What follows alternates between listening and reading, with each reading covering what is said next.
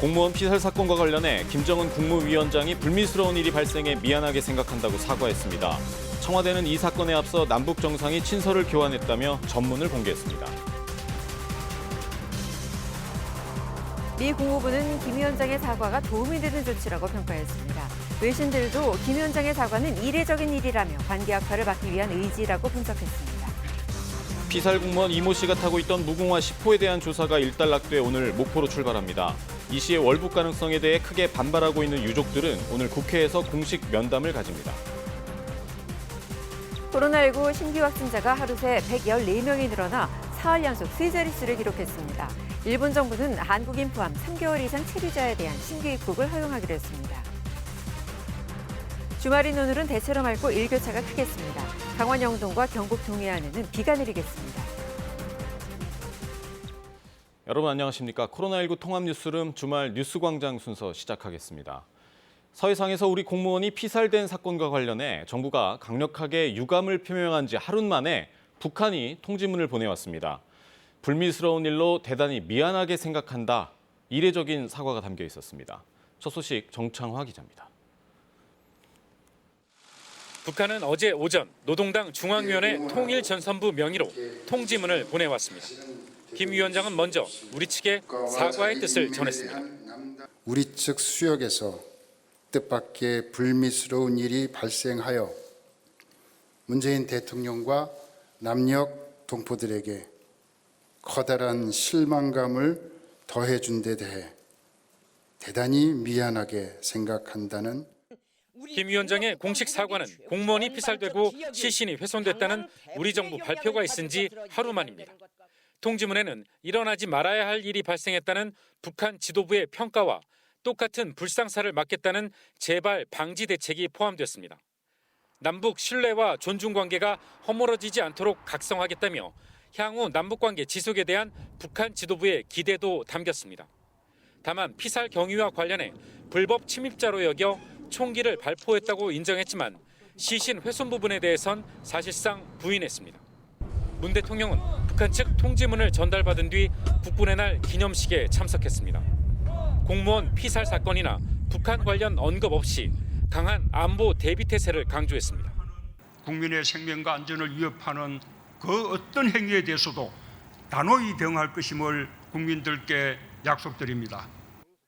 청와대는 우리 정부의 추가 대책과 조치에 대해선 계속 검토할 것이라고 밝혔습니다. KBS 뉴스 정창화입니다. 네, 북한은 통지문을 통해 자체 조사 결과도 비교적 자세하게 공개했습니다. 우리 군 설명과는 다른 부분도 있었는데요. 북한이 주장하는 당시 상황을 강푸른 기자가 전하겠습니다. 북한은 이번 사건을 정체불명의 인원이 영해 깊이 불법으로 침입했다가 북한군 총격에 사살된 것으로 추정했습니다. 현장은 황해남도 강령군 금동리 연안수역으로 특정했습니다. 사건은 북측 수산사업소 부업선이 정체불명의 남자 1명을 발견하고 군부대에 신고하면서 시작됐다고 전했습니다. 이후 해당 수역 경비를 담당하는 군부대가 출동해 부유물을 탄 남성에게 80m까지 접근했고 신분 확인을 요구합니다. 처음에 답을 냈던 남성은 이후 단속 과정에 협조하지 않았다는 게 북측 주장입니다. 처음에는 한두 번 대한민국 아무개라고 얼버무리고는 계속 답변을 하지 않았다고 합니다. 그러자 군인들이 더 접근해 공포탄 2발을 쐈고 남성이 놀라 엎드리며 도주할 듯한 상황이 만들어졌다는 설명입니다.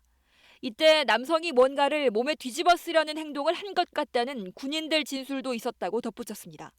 사격은 단속정 정장이 결심했으며 북측은 해상 경계 근무 규정에 따라 총탄 10여 발을 발사했습니다. 당시 거리는 40에서 50m. 아무런 움직임과 소리가 없자 10여 미터까지 접근했는데 부유물 위에는 아무도 없었다는 게 북측 주장입니다. 북한군은 많은 양의 혈흔으로 볼 때 남성이 숨졌다고 판단했으며 북한의 국가 비상 방역 규정에 따라 부유물을 해상에서 소각했다고 전했습니다.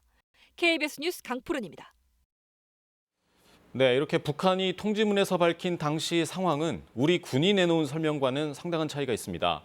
특히 숨진 이 씨가 월북 의사를 밝혔는지 또 북한군이 시신을 훼손했는지 이런 부분에서 차이가 컸는데요. 남북 발표의 차이점은 조빈나 기자가 정리했습니다. 북한은 어업지도 공무원 이 씨에게 10여 발의 총을 쏴 사살한 점은 인정했습니다. 하지만 시신을 불에 태워 훼손하지는 않았다고 주장했습니다. 불에 태운 건 부유물이었고 국가 비상 방역 규정에 따른 것이었다고 했습니다. 우리 국민의 공분을 산 시신 훼손 부분을 부인한 겁니다. 우리 국방부는 북한이 시신을 불태우는 만행을 저질렀다고 발표했습니다. 북한이 북측 해역에서 발견된 우리 국민에 대해 총격을 가하고 시신을 불태우는 만행을 저질렀음을 확인하였습니다. 월북 의도 여부도 엇갈립니다. 북한은 이 씨를 불법 침입한 자라고 표현했습니다. 단속 명령에도 계속 함구했다고만 했습니다. 하지만 우리 군은 북한이 표류 경위를 확인하면서 월북 진술을 들은 걸로 보인다고 설명했습니다. 선에서 근무하는 인원들이 구명조끼를 입지 않는데 이 사람이 입고 있었다.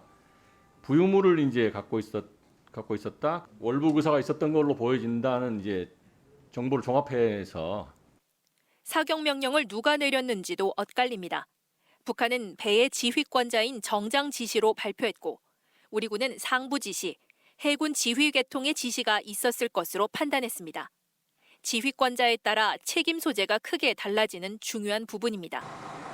북한의 발표와 우리 군의 발표가 대부분 차이가 나면서 북한이 진실을 숨기는 것인지 우리 군이 부실한 첩보로 판단을 내린 건지 논란이 커질 걸로 보입니다. KBS 뉴스 조빈나입니다. 청와대는 문재인 대통령과 김정은 국무위원장이 주고받은 친서를 전격 공개했습니다. 코로나19 등 여러 난관을 잘 극복하자는 응원과 함께 남북관계 복원에 대한 기대가 담겼는데요. 문 대통령이 유엔 총회에서 종전선언을 제안한 배경이었던 것으로 분석됩니다. 홍성희 기자의 보도입니다. 친서를 먼저 보낸 건 문재인 대통령. 지난 8일입니다. 코로나19와 집중호우, 태풍 피해를 언급하며 모두에게 큰 시련의 시기라고 썼습니다. 이어 김 위원장이 재난 현장을 찾아 어려운 이들을 위로하고 앞에서 헤쳐나가고자 하는 모습을 공감으로 대하고 있다고 말했습니다. 특히 쓰러진 벼는 세우면 되지만 사람 목숨은 되돌릴 수 없다며 생명을 강조했습니다.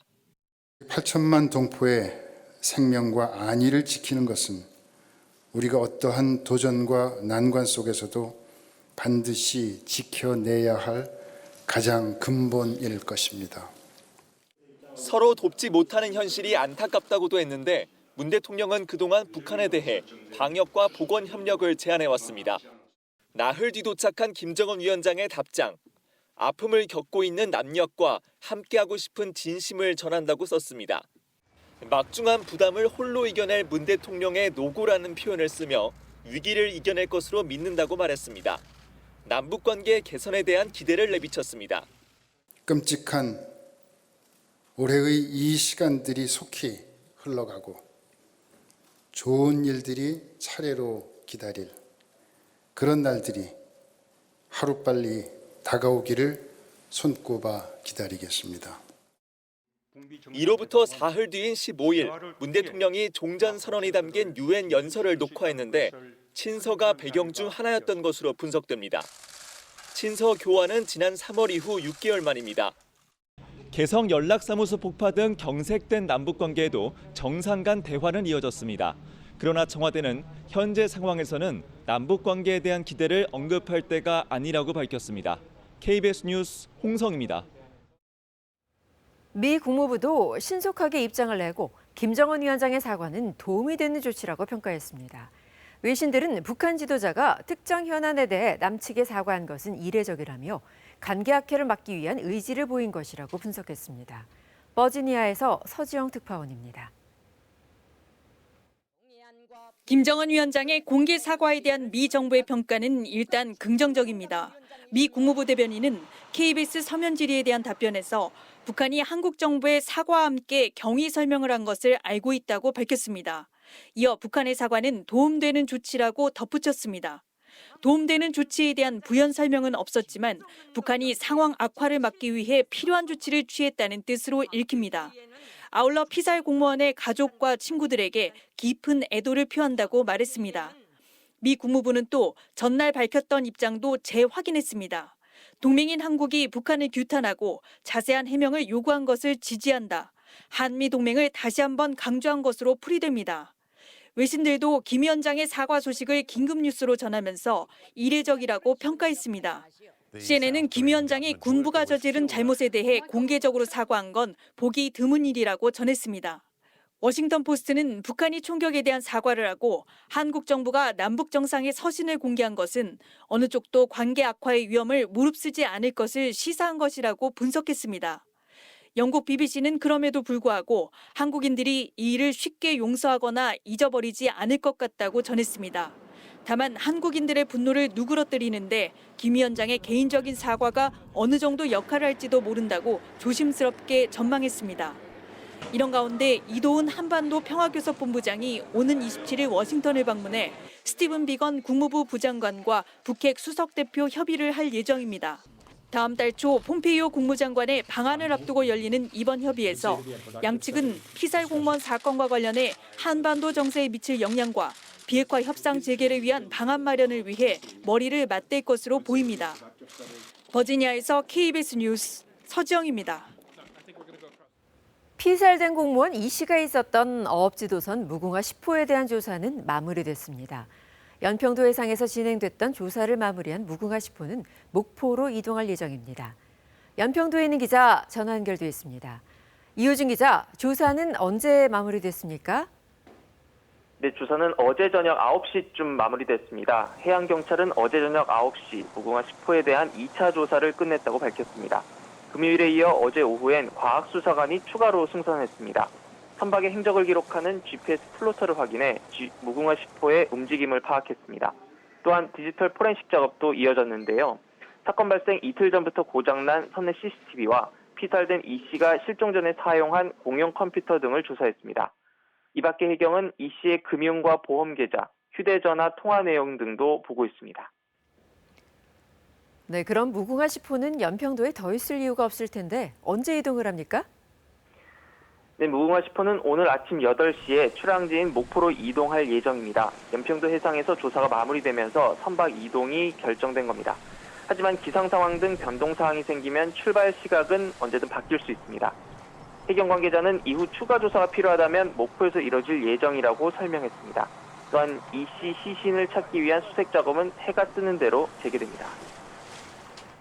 네, 그런데 이 씨가 실종되고 한참 후에나 함께 승선해 있던 동료들이 알았다면서요. 네, 그렇습니다. 이 씨의 마지막 행적이 확인된 건 21일 새벽 1시 35분입니다. 동료들은 10시간 후인 11시 30분에 알게 됐는데요. 이 씨는 당시 2인 1조 근무를 서고 있었지만 어떻게 해야 한다는 세부 규정이 없었습니다. 그날 새벽 4시까지 당직 근무였는데 인수인계 과정에서도 이 씨의 존재가 파악되지 않은 겁니다. 실종 사실을 더 빨리 알 수도 있었다는 점에서 아쉽다는 지적이 제기가 되고 있습니다. 지금까지 대연평도에서 KBS 뉴스 이호준입니다. 어느덧 9월의 마지막 주말입니다. 설악산 한계령에도 서서히 단풍이 물들고 있는데요. 오늘 전국이 대체로 맑고 선선해서 완연한 가을을 느끼기 좋겠습니다. 하지만 큰 일교차는 주의하셔야겠습니다. 일교차가 10도 안팎으로 크게 벌어지니까요. 옷차림에 신경 쓰셔야겠습니다. 며칠째 동풍이 불어들면서 동해안 지역은 비가 오락가락 이어지고 있습니다. 강원 영동 지역은 내일까지 5에서 30mm 정도의 비가 내리겠고 경북 동해안 지역과 제주, 울릉도와 독도에는 오늘까지 5에서 20mm 정도의 비가 예상됩니다. 오늘 전국에는 가끔 구름이 많이 끼겠고요. 오후에는 전남 남부와 경북 내륙 지역에 5에서 20mm 정도의 소나기가 지나겠습니다. 동해안 지역의 바람도 점차 거세지겠습니다. 현재 기온 살펴보겠습니다. 어제 아침과 기온이 비슷한데요. 서울이 15도, 안동 12도 가리키고 있습니다. 한낮에는 서울이 25도, 청주와 대전 25도, 창원 25도 예상되고요. 동해안 지역은 비가 내리면서 20도 안팎으로 낮 동안에도 선선하겠습니다. 바다의 물결은 동해와 남해 제주 해상에 풍랑주의보가 발효 중인 가운데 물결이 3에서 5m까지 거세게 일겠습니다. 동해안에서는 너울성 파도를 주의하셔야겠는데요. 갯바위에서 낚시를 하다가 고립되는 등 해안가 안전사고에 각별히 유의하셔야겠습니다. 내일은 전국에 맑은 하늘이 드러나겠습니다. 다음 주에는 대체로 맑은 날씨가 예상되는데요. 추석 당일과 금요일에는 수도권과 강원 영서 지역에 비 예보가 들어 있습니다. 날씨 정보 전해드렸습니다. 공무원 피살 사건과 관련해 정부는 통신감청 정보 등을 근거로 피살된 공무원이 월북을 시도한 게 확실하다 이렇게 강조했지만 유족 측은 월북할 이유가 전혀 없다면서 반발하고 있습니다. 특히 국방부가 구조를 위해 아무 역할도 하지 않았다고 강하게 비판했습니다. 이승재 기자입니다. 북한군에 의해 사살된 공무원 이모 씨의 친형 이래진 씨. 이 씨는 동생이 실종된 지난 21일 오후 서해 어업관리단의 전화를 받았습니다. 동생이 실종된 거가 추정된다 라고 통보를 받은 거예요. 뭐 그때는 믿기지 않았죠. 이 씨는 다음 날 실종자 가족 대표로 곧바로 합동 수색에 참여했지만 언론을 통해 동생 피살 소식을 들었습니다. 어떤 정부 관계자도 동생 사건에 대한 설명이 없었던 겁니다. 나한테는 안 해주더라도 얘기를 해줬어야죠. 상황실이 있었기 때문에. 국가기관 상황실이 있었단 말이에요, 분명히. 그러면 왜 통일부나 이 사람들은 이것을 묵과하고 간과했다는 거죠. 정부는 처음부터 동생의 월북 가능성을 제기했습니다. 하지만 이 씨는 동생이 진짜 월북을 하려 했다면 북측이 신뢰할 수 있는 공무원증과 신분증을 챙겨갔을 텐데 그대로 배에 있다며 반박했습니다. 만에 하나 동생이 정말로 정상적인 생각을 판단해서 월북을 했다면 개인 소지품 몇 개 정도 가져갔겠죠. 또 동생이 북측에 발견된 직후인 지난 22일 오후 6시 반쯤 군 당국이 어업 지도선으로 전화를 걸어와 구명조끼 숫자를 파악했다며 국방부는 이미 이때부터 구명조끼를 동생의 월북 증거로 사용하려 했다고 주장했습니다. 이 씨는 특히 국방부가 동생을 발견한 뒤 피살될 때까지 6시간 동안 구조를 위해 아무런 역할도 하지 않았다고 비판했습니다. 보고를 받았던 지휘라인들 다 줄줄 쭉쭉쭉 올라갔을 거 아닙니까, 보고가. 이 씨는 이번 사건과 관련해 오늘 국회에서 공식 면담을 할 계획입니다. KBS 뉴스 이승재입니다. 네, 다음 소식입니다. 그동안 막혀있던 일본 입국이 다음 달부터 일부 풀립니다. 일본 정부가 석 달 이상 중장기 체류자들은 하루 1,000명까지 입국을 허용하기로 한 건데요. 다만 관광객들의 무비자 입국은 여전히 금지됩니다. 이 내용은 도쿄에서 황현택 특파원입니다. 다음 달 1일부터 일본 신규 입국이 가능해집니다. 스가 총리 취임 이후 처음 열린 코로나19 대책회의에서 일본 정부가 결정한 내용입니다. 대상은 일본에서 3개월 이상 중장기 체류하는 외국인으로 경제와 의료, 교육, 문화활동 등에 관련된 사람들입니다. 가을 학기를 맞아 외국인 유학생도 입국이 전면 허용됩니다. 이에 따라 지난 3월 이후 막혀있던 한국인의 일본 신규 비자 취득도 6개월여 만에 풀리게 됐습니다. 感染拡大の防止と社会経済活動の両立、このことを図っていくために、これらの対策に引き続き全力で当たっていただきたい。 다만 관광객의 무비자 입국은 계속 금지되고 입국자 수도 당장은 하루 1,000명으로 제한됩니다. 일본에 입국하려면 출입국 때 각각 코로나19 검사를 받아 음성임을 확인하고 입국 후에는 2주 동안 자택이나 호텔에 대기하는 등 자율 격리를 해야 합니다. 世界中の国々がですね、感染が落ち着いてくればですね、当然往来を活発化していこう。 일본 정부는 지금까지 한국을 포함해 세계 159개 국가로부터의 입국을 원칙적으로 금지해 왔습니다. 규제가 풀리면 현재 나리타 등 3곳뿐인 입국 공항도 후쿠오카 등 다른 지역으로 확대될 것으로 보입니다. 도쿄에서 KBS 뉴스 황현택입니다. 미국의 코로나19 재확산 속도가 심상치 않습니다. 하루 3만 명대를 유지하던 확진자 수가 4만 명대를 넘어 급증하기 시작했고 누적 확진자 수도 이미 700만 명이 넘었다는 보도가 나오고 있습니다. 이런 가운데 미국 수도와 가까운 버지니아주 주지사 부부도 확진 판정을 받았습니다. 버지니아에서 김은규 특파원입니다. 미 오하이오주에서 마스크 쓰기를 거부하는 한 여성이 체포에 저항하다 전기총까지 맞았습니다. 코로나19 확진자와 사망자 세계 1위인 미국은 기초적인 마스크 쓰기에서조차 이런 충돌이 일상화된 지 오래입니다. 워싱턴 DC와 접한 버지니아주 주지사는 부인과 함께 코로나19 확진 판정을 받았습니다. 함께 일하던 직원으로부터 전염된 것으로 보인다고 버지니아주는 밝혔습니다. 노덤 주지사는 코로나19의 위협은 실질적이라며 전염성이 매우 강하다고 말했습니다. 직접 확진 판정을 받은 주지사는 그래서 주민들에게 코로나19의 위협을 제발 심각하게 여겨달라고 호소했습니다. 버지니아 주지사 확진에 앞서 미주리주와 오클라호마 주지사도 확진 판정을 받은 바 있습니다. 미국의 코로나19 재확산세가 심상치 않습니다. 확진자 수가 700만을 넘었다고 존스 홉킨스 대는 밝혔습니다. 하루 3만 명대로 주춤하던 확진자 수가 4만 명대 중반으로 급증하기 시작했습니다. 지난주부터입니다. 경제를 다시 열라는 트럼프 대통령에 호응한 플로리다 주지사는 이 와중에 술집과 식당을 완전히 열 수 있도록 지침을 완화했습니다. For those law-abiding men and women who just want to live their lives, we got your back. More help is on the way. 파우치 박사 등 많은 과학자들이 가을, 이른바 2차 대유행을 강력히 경고하고 있지만 이를 귀담아 듣지 않는 사람들도 무시할 수 없을 만큼 많습니다. 버지니아에서 KBS 뉴스 김은규입니다. 어제 코로나19 신규 확진자 수가 114명으로 나타난 가운데 방역당국은 추석 연휴, 유흥시설 집합금지 등 구체적인 방역 방침을 밝혔습니다. 취재기자 연결해 자세한 소식 알아보겠습니다. 신지수 기자, 확진자 상황부터 알려주시죠. 질병관리청 중앙방역대책본부는 어제 0시 기준으로 신규 확진자가 모두 114명이라고 밝혔습니다. 이 가운데 국내 발생 신규 확진자는 95명이고 해외 유입 사례는 19명입니다. 위중증 환자는 128명, 사망자는 2명입니다. 코로나로 인한 누적 사망자는 395명입니다. 국내 발생 중에는 서울이 55명, 경기가 26명, 인천이 1명의 확진자가 발생해 여전히 수도권에 집중돼 있습니다. 네, 서울 지역에는 산발적인 집단 감염이 계속되고 있죠. 네, 서울 도봉구 예마루 데이케어센터에서는 확진자가 18명으로 늘었습니다. 지난 22일 처음 확진자가 나왔는데 이용자 9명, 직원 6명, 가족과 지인 3명으로 집계됐습니다. 이들은 밀폐된 공간에서 오랜 시간 함께 생활하며 식사와 간식을 먹은 것으로 파악됐습니다. 관악구 사랑마루 어린이집에서도 근무자 1명이 23일 최초 확진된 후 어린이집 관계자 4명, 원생 1명, 가족 1명이 양성 판정을 받았습니다.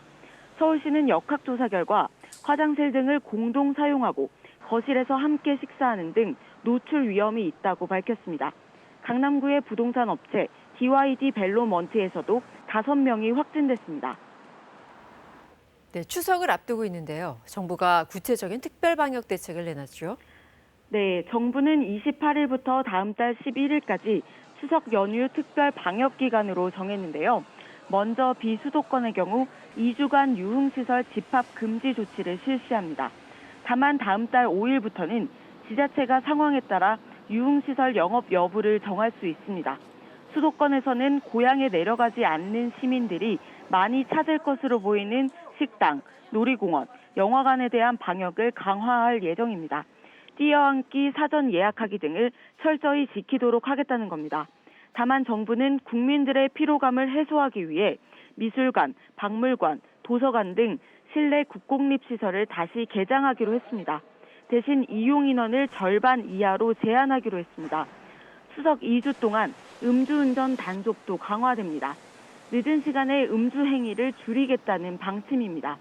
방역당국은 연휴 기간 가급적 집에서 머물면서 여행과 외출을 자제해 줄 것과 마스크 쓰기와 손 씻기 등 개인 위생 수칙을 잘 지켜달라고 강조했습니다.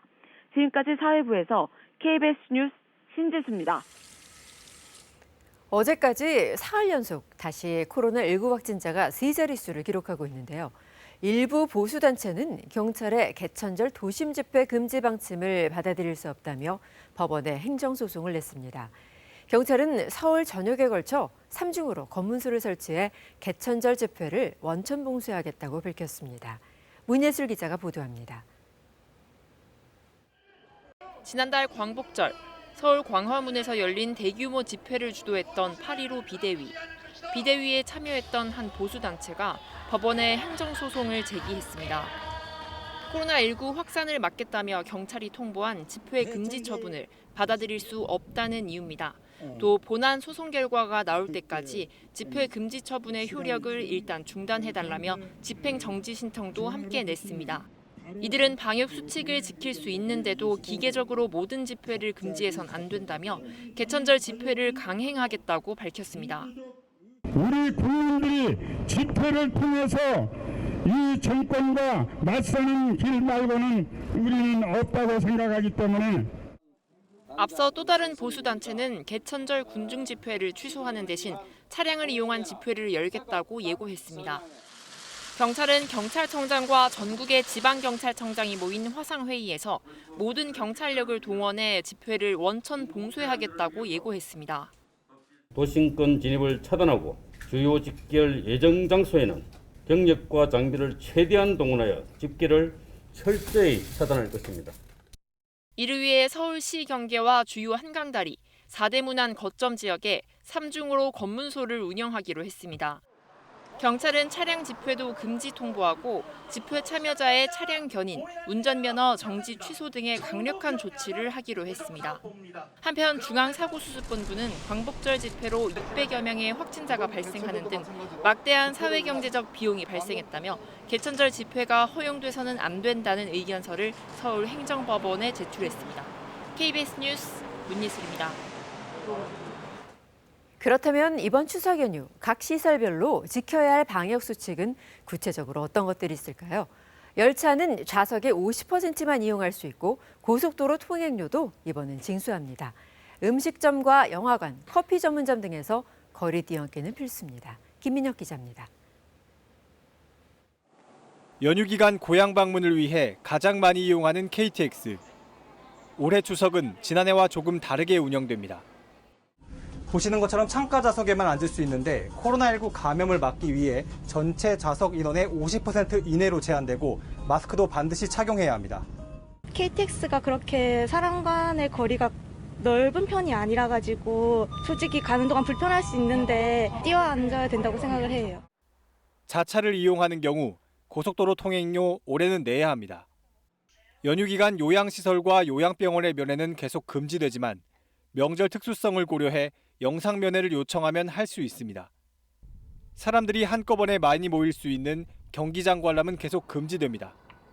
프로야구나 축구, 씨름 경기 같은 모든 스포츠 행사가 무관중으로 진행됩니다. 고위험시설에서 해제된 전국 PC방은 좌석을 한 칸씩 띄워서 앉아야 하고 미성년자 출입은 여전히 안 됩니다. 다만 음료수와 물은 물론 음식 섭취도 가능해집니다. 중단됐던 실내 국공립시설도 이용 인원을 평상시의 절반으로 제한하는 선에서 다시 문을 엽니다. 민속놀이 체험 행사 등은 볼 수 없습니다. 수도권과 비수도권은 차별화된 방역 조치가 적용됩니다. 먼저 수도권에서는 교회에서의 소모임과 식사가 계속 금지되고 비대면 예배가 원칙입니다. 음식점과 카페에서는 테이블 간 1m 거리를 둬야 하고 어려울 경우엔 좌석 한 칸을 띄어 앉거나 테이블 간 띄어 앉기, 테이블 간 가림막 설치 중 하나는 반드시 해야 합니다. 영화관과 공연장도 좌석을 한 칸 띄어 앉아야 하고 놀이공원과 워터파크는 사전 예약을 통해 인원을 절반으로 제한해 운영해야 합니다. 비수도권의 경우 노래연습장과 뷔페, 300인 이상 대형 학원, 실내 스탠딩 공연장과 실내 집단운동 등 고위험 시설은 영업은 가능하지만 핵심 방역 수칙을 반드시 지켜야 합니다. KBS 뉴스 김민혁입니다. 이 시각 교통 상황 알아보겠습니다. 한국도로공사입니다. 네, 이번 추석 고속도로 휴게소에서 매장은 운영하지만 좌석은 운영하지 않습니다. 먹거리 구매 후 포장을 해가시거나 미리 준비해온 음식을 차량 내에서 해결하셔야 되는데요. 대규모 집단 감염을 막기 위한 대책인 만큼 개인 방역 수칙과 더불어 이 점 잘 지켜주시기 바랍니다.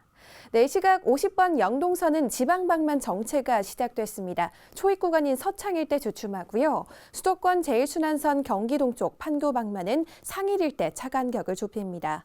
더 가서 성남 요금소 일대는 하이패스 다차로 구축 공사가 한창인데요. 경기 서쪽에도 시흥이나 김포요금소 일대 양쪽 모두 같은 작업으로 일부 차로가 막혀 있으니 차로 변경 유의하셔야겠습니다. 경부산 부산 쪽은 도심 부근 서초 일대 막히기 시작하는데 가장 많이 막히는 정오 무렵 기흥동탄이나 북천안 일대 혼잡이 예상됩니다. 한국도로공사 교통방송이었습니다. 9월의 마지막 주말인 오늘 전국이 대체로 맑겠습니다. 다만 일교차가 10도 안팎으로 크게 벌어져서 옷차림에 신경 쓰셔야겠는데요. 아침에는 서울과 대구의 기온이 15도 안팎으로 다소 서늘하겠지만 한낮에는 서울 25도, 광주 26도, 대구 24도로 어제와 기온이 비슷하겠습니다.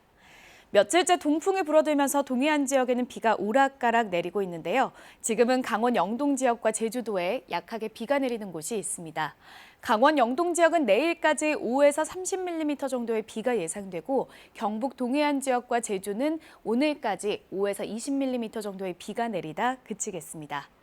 오후에는 전남 남부와 경북 내륙 지역에도 5에서 20mm 정도의 소나기가 내리는 곳이 있겠습니다.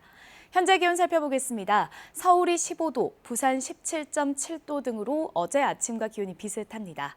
한낮에는 서울 25도, 대전 25도 예상되고 부산 24도, 강릉 19도로 동해안 지역은 비가 내리면서 낮 동안에도 선선하겠습니다. 바다의 물결은 동해와 남해, 제주 해상에 풍랑주의보가 발효 중인 가운데 최고 3에서 5m까지 거세게 일겠고요. 동해안에서는 너울성 파도를 주의하셔야겠습니다. 다음 주에는 대체로 맑은 날씨가 이어지겠지만 추석 당일과 금요일에는 수도권과 강원 영서 지역에 비 소식이 들어 있습니다. 날씨 정보 전해드렸습니다. 서해상에서 우리 공무원이 피살된 사건과 관련해 북한이 사과를 담은 통지문을 보내왔습니다. 김정은 위원장은 불미스러운 일이 일어났다며 문재인 대통령과 남녘 동포들에게 대단히 미안하게 생각한다고 밝혔습니다. 정창화 기자입니다. 북한은 어제 오전 노동당 중앙위원회 통일전선부 명의로 통지문을 보내왔습니다. 김 위원장은 먼저 우리 측에 사과의 뜻을 전했습니다. 우리 측 수역에서 뜻밖의 불미스러운 일이 발생하여 문재인 대통령과 남녘 동포들에게 커다란 실망감을 더해준 데 대해 대단히 미안하게 생각한다는 김 위원장의 공식 사과는 공무원이 피살되고 시신이 훼손됐다는 우리 정부 발표가 있은 지 하루 만입니다. 통지문에는 일어나지 말아야 할 일이 발생했다는 북한 지도부의 평가와 똑같은 불상사를 막겠다는 재발 방지 대책이 포함됐습니다. 남북 신뢰와 존중 관계가 허물어지지 않도록 각성하겠다며 향후 남북 관계 지속에 대한 북한 지도부의 기대도 담겼습니다. 다만 피살 경위와 관련해 불법 침입자로 여겨 총기를 발포했다고 인정했지만 시신 훼손 부분에 대해선 사실상 부인했습니다. 문 대통령은 북한 측 통지문을 전달받은 뒤 국군의 날 기념식에 참석했습니다. 공무원 피살 사건이나 북한 관련 언급 없이 강한 안보 대비 태세를 강조했습니다. 국민의 생명과 안전을 위협하는 그 어떤 행위에 대해서도 단호히 대응할 것임을 국민들께 약속드립니다. 청와대는 우리 정부의 추가 대책과 조치에 대해선 계속 검토할 것이라고 밝혔습니다.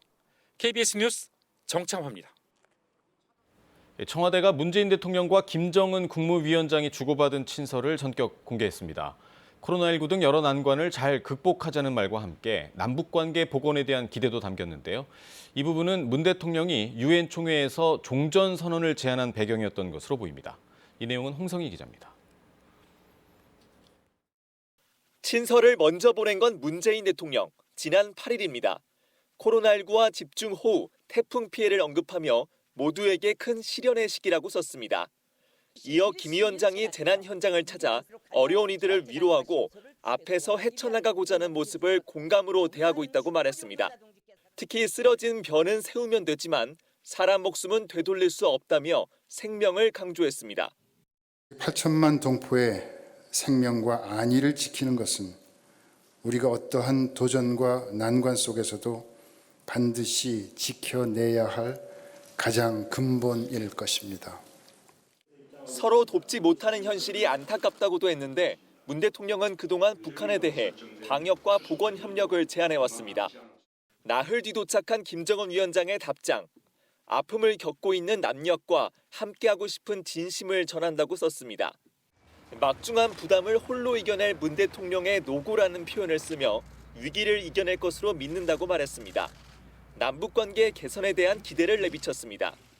끔찍한 올해의 이 시간들이 속히 흘러가고 좋은 일들이 차례로 기다릴 그런 날들이 하루빨리 다가오기를 손꼽아 기다리겠습니다.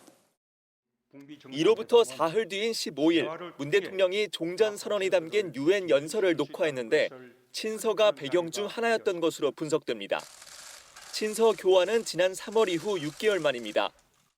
개성 연락사무소 폭파 등 경색된 남북관계에도 정상 간 대화는 이어졌습니다.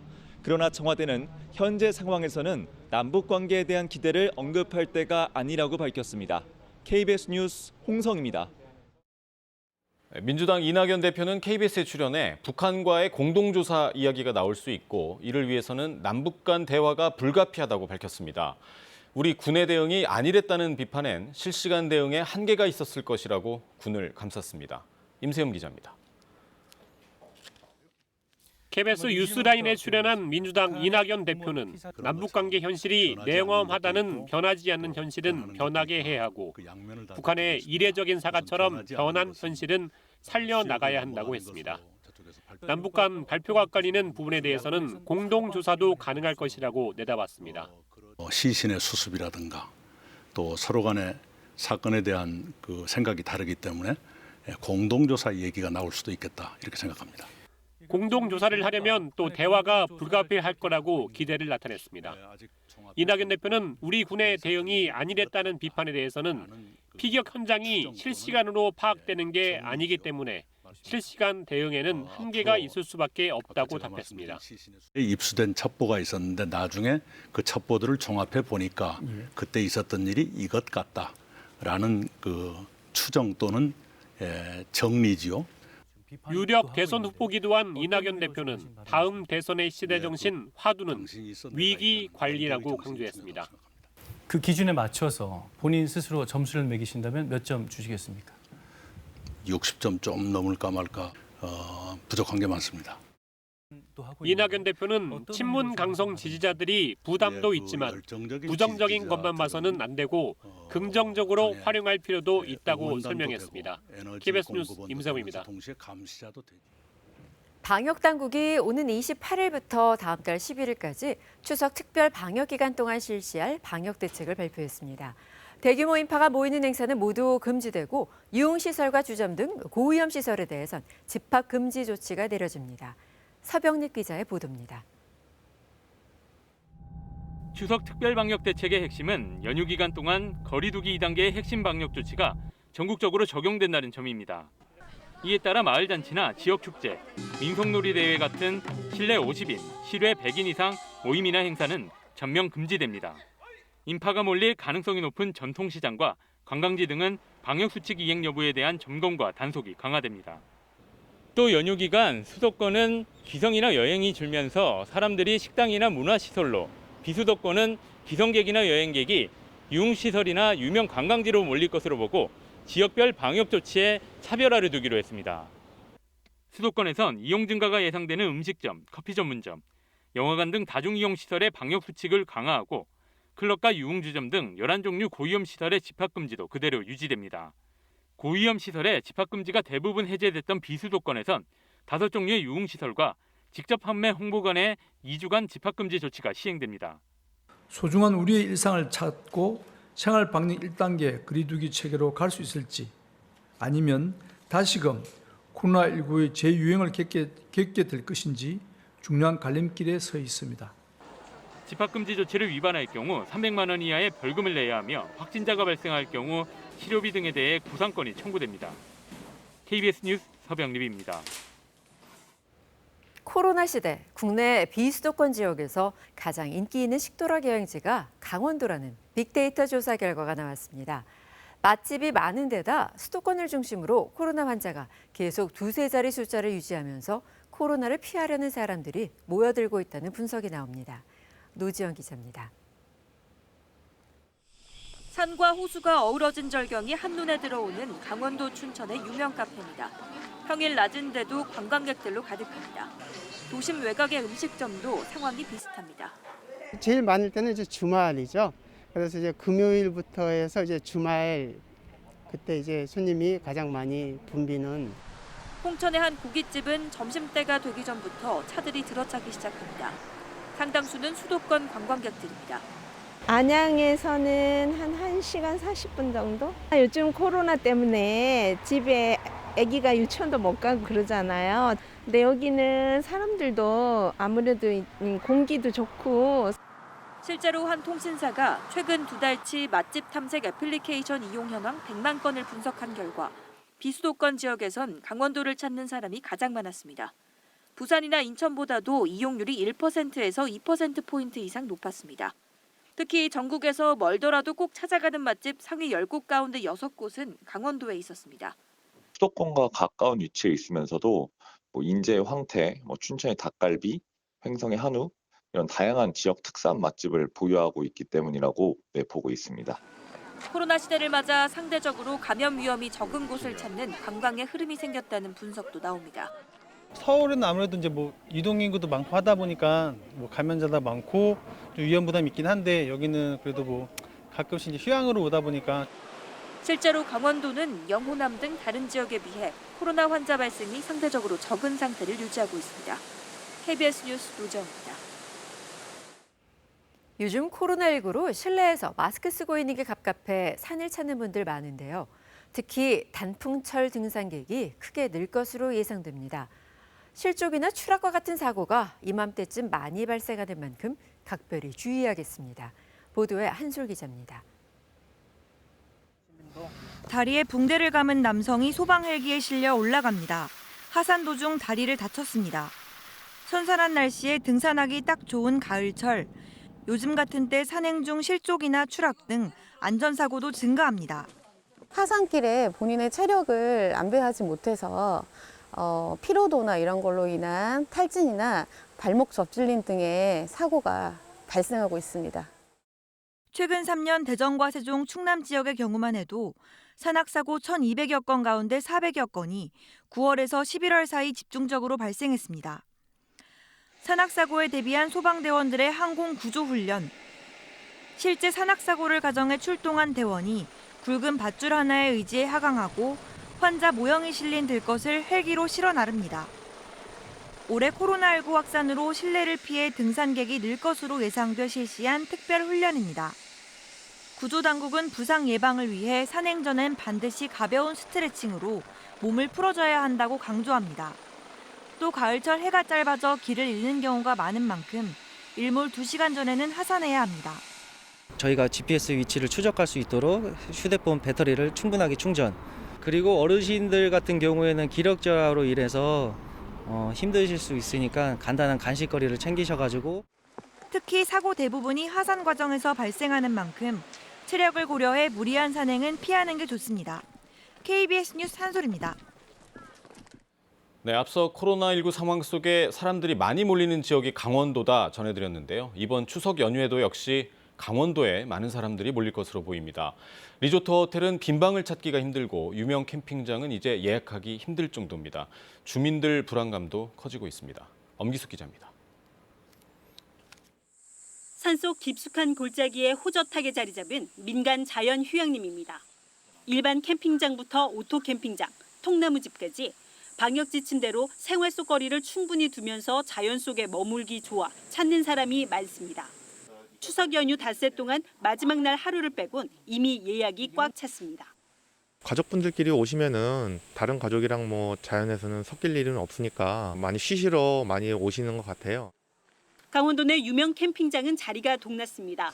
여유가 있는 캠핑장도 빈자리가 하루나 이틀치만 남았습니다. 캠핑장 입장에선 반가운 일이지만 지역 주민들은 걱정입니다. 지난 7월 홍천의 한 캠핑장에서 여러 가족이 모여 캠핑을 하다가 코로나가 퍼진 적이 있기 때문입니다. 그래서 일부 캠핑장은 평소의 60% 아래로 예약을 줄이고 단체 손님은 아예 안 받기도 합니다. 가족 단위로 한 팀씩만 받는 이유가 아무래도 거리 두기도 해야 되고 몰려서 식사들을 하시는 문제가 가장 큰 문제이기 때문에. 동해안도 이제 빈 방을 구하기 힘들어졌습니다. 인기 리조트와 호텔은 추석 연휴 예약률이 100%까지 올랐습니다. 청정 지역 대관령의 대형 숙박업소들도 90%가량 객실이 찼습니다. 내륙 관광지 리조트들도 예약률이 70% 선을 넘나들고 있습니다. 그만큼 강원도 방역당국의 긴장감도 커졌습니다. 강원도는 추석 연휴 기간 특별 방역요원 450명을 투입해 점검과 단속을 강화합니다. 7,567개소를 점검을 완료를 했고요. 추석 연휴 기간 때도 주간에는 이제 휴게 음식점 중심으로, 야간에는 유흥주점, 단란주점 중심으로.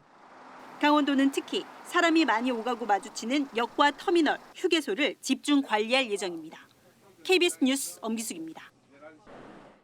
이번 추석 연휴에 관광객 30만 명이 몰릴 것으로 예상되는 제주도 역시 비상입니다. 제주도는 방역에 문제가 생길 경우 구상권을 청구하겠다 이렇게 강력하게 경고하고 나섰지만 제주로 향하는 항공편 그리고 호텔 예약률은 크게 오르고 있습니다. 이어서 신익환 기자입니다. 제주의 관광 명소 성산 일출봉. 평일인데도 많은 관광객이 찾았습니다. 코로나19 방역 지침을 의식해서인지 관광객 대부분 마스크를 착용했습니다. 그래도 안내 방송은 수시로 나옵니다. 마스크 착용 및 예방 수칙을 준수해 주시기 바랍니다. 제주 방역 당국이 현장 점검과 단속을 강화하고 있지만 주민들은 걱정이 큽니다. 아무래도 사람이 많이 다녀가면 병 안 걸릴 수가 없지. 사람이 이렇게 말도 하고 접촉도 하고. 호텔에선 로비에 열화상 카메라를 설치하고 방문객의 체온을 일일이 잽니다. 발열 체크라던가 그리고 자체적으로 연무 방역을 하면서 코로나19에 대해서 만전을 기하고 있습니다. 추석 연휴 기간 제주도를 찾을 방문객은 30만 명. 현재 항공편과 골프장의 예약률은 70%, 호텔은 60% 선으로 지난 5월 연휴 때보다 높습니다. 제주도가 바짝 긴장하는 이유입니다. 이곳은 제주공항입니다. 추석 연휴 기간 37.5도가 넘는 입도객은 의무적으로 코로나19 진단검사를 받고 격리 조치됩니다. 제주도는 방역 지침을 지키지 않아 지역 감염의 고리가 될 경우 강력히 대응하겠다고 경고합니다. 의무화 조치를 위반할 경우에는 감염병의 예방 및 관리에 관한 법률에 따라 벌금 및 추후 확진자 발생 시 위반으로 발생한 검사, 조사, 치료 등 소요된 방역 비용에 대해서는 구상권을 청구할 예정입니다. 일부 제주도민들은 보다 강력한 대책을 제안했습니다. 최근 청와대 국민청원 게시판에는 제주에 오는 하루 관광객 수를 제한하자는 총량제 제안과 추석 연휴 때 제주도 여행을 금지시켜달라는 민원이 올라왔습니다. KBS 뉴스 신익환입니다. 네, 정부가 그동안 민간에 위탁했던 위안부 피해자 지원 사업을 내년부터는 직접 하기로 했습니다. 보조금 부정수급 등의 우려가 없도록 관리 감독도 대폭 강화하기로 했습니다. 민정희 기자의 보도입니다. 정부는 그동안 민간 기관인 정의기억연대에 보조금을 주는 방식으로 위안부 피해자를 지원했습니다. 주로 할머니들의 의료와 건강, 주거 등 일상생활을 돌보는 사업이었습니다. 하지만 정의연의 부실 회계 의혹 등이 잇따르자 정부는 결국 내년부터 피해자들을 직접 지원하기로 했습니다. 민간 집행의 또 효율성도 있었기 때문에 그런 부분을 감안해서 민간에서 집행을 해왔는데 점차 최근에 정부의 공공성이라든가 책임성을 더 강화해야 된다는. 여성가족부는 우선 지역별 전담 공무원을 지정한 뒤 정기 방문을 통해 모니터링하는 등 맞춤형 지원을 제공한다는 계획입니다. 다만 올해 정의연에서 하고 있던 건강치료 등 지원 사업은 검찰 기소 내용에 포함되지 않아 사업을 취소하긴 어렵다고 설명했습니다. 피해자들의 생활 안정을 위해 그대로 보조금은 지급하되 집행을 엄격하게 점검하기로 했습니다. 반기별 지급에서 월별 지급으로 바꾸고 전달 사용 내역의 적정성을 확인한 뒤 보조금을 주는 방식으로 강화됩니다. 하지만 민간에 맡겨왔던 사업을 정부가 맡아 가져오면서 인력 부족 등을 우려하는 지적도 있습니다. 피해자를 깊이 알고 이해하고 또 피해자와 교류하고 또 이 위안부 문제를 잘 알고 있는 그런 전문가를 여성가족부 내에 채용을 하거나 육성하셔야 한다고 생각합니다. 정부는 검찰 기소 내용에 포함된 정신대 문제 대책협의회 사업들에 대해선 정대협 측에 소명을 요청하고 법 위반이 확인될 경우 보조금 교부 취소 절차를 밟겠다고 밝혔습니다. KBS 뉴스 민정입니다. 윤석열 검찰총장의 아내와 장모의 소송 사기 의혹 등을 제기하며 고소한 사업가 정대택 씨. 2003년부터 관련 사안이 이어지고 있는데요. 정 씨가 윤 총장 장모 등을 고소한 지 7개월 만에 검찰에 출석해 조사를 받았습니다. 그가 제기한 의혹은 무엇인지 이정은 기자가 전해드립니다. 2003년 윤석열 총장 장모와 함께 부동산 거래를 한 정대택 씨. 정 씨는 당시 건물 거래에 따른 이익 50억여 원의 절반을 받기로 약정했지만 받지 못했다며 윤 총장 장모와 법정 다툼을 벌였습니다. 하지만 정 씨의 강요로 약정을 체결했다는 법무사 증언 등이 결정적으로 작용해 유죄 판결을 받게 됩니다. 이후 정 씨는 윤 총장 장모가 약정서를 무효화하려 일부러 도장 자국을 지웠고 심지어 법무사를 돈으로 매수해 사기 소송을 벌였다는 주장을 펴고 있습니다. 특히 해당 법무사는 숨졌지만 윤 총장의 부인으로부터 당시 아파트 등을 받고 거짓 증언을 했다는 자술서를 남긴 만큼 다시 수사가 이루어져야 한다는 입장입니다. 법무사가 작성하지 않고 이 정대택이가 미리 작성해놓고 오라고 해가지고 협박해서 작성된 문서다. 이렇게 누명을 씌우는 거예요. 지난 2월 윤 총장의 장모와 처를 고소한 정 씨. 어제 처음으로 검찰에 출석해 조사를 받았습니다.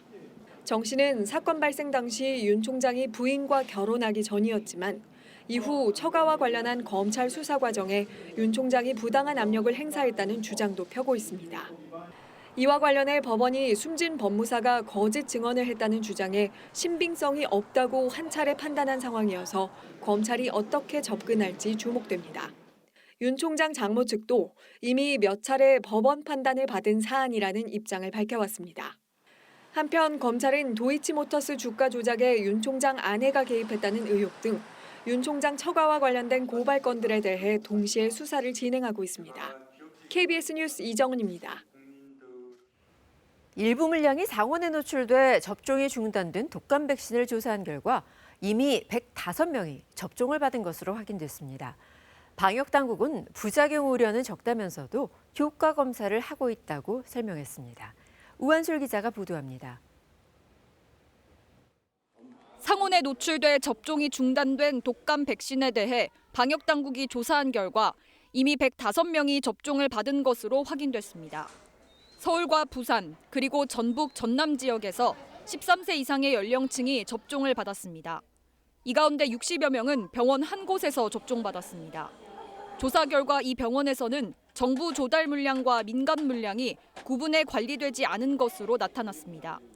방역당국은 현재까지 이상 반응은 보고되지 않았다면서 알레르기와 발열 등 반응이 있는지를 계속해서 확인하겠다고 밝혔습니다. 하지만 밀봉돼 공급되는 독감 백신의 특성상 부작용 우려는 적다고 설명했습니다. 이미 다 주사기에 충전돼서 밀봉된 상태로 백신이 공급이 되기 때문에 오염이나 이런 거의 가능성은 굉장히 낮다라고 생각이 되고. 하지만 접종 사업이 중단된 22일 이후에도 일부 의료기관에서 접종이 진행된 것으로 조사되면서 관련 사실을 제대로 공지하지 못한 것 아니냐는 지적도 나옵니다. 식약처는 문제가 된 백신 표본의 효력과 안전성을 확인하고 있습니다. 아울러 문제가 된 물량과 공급 체계가 다른 독감 백신을 만 12세 이하 어린이와 임신부에 다시 접종하기로 했습니다.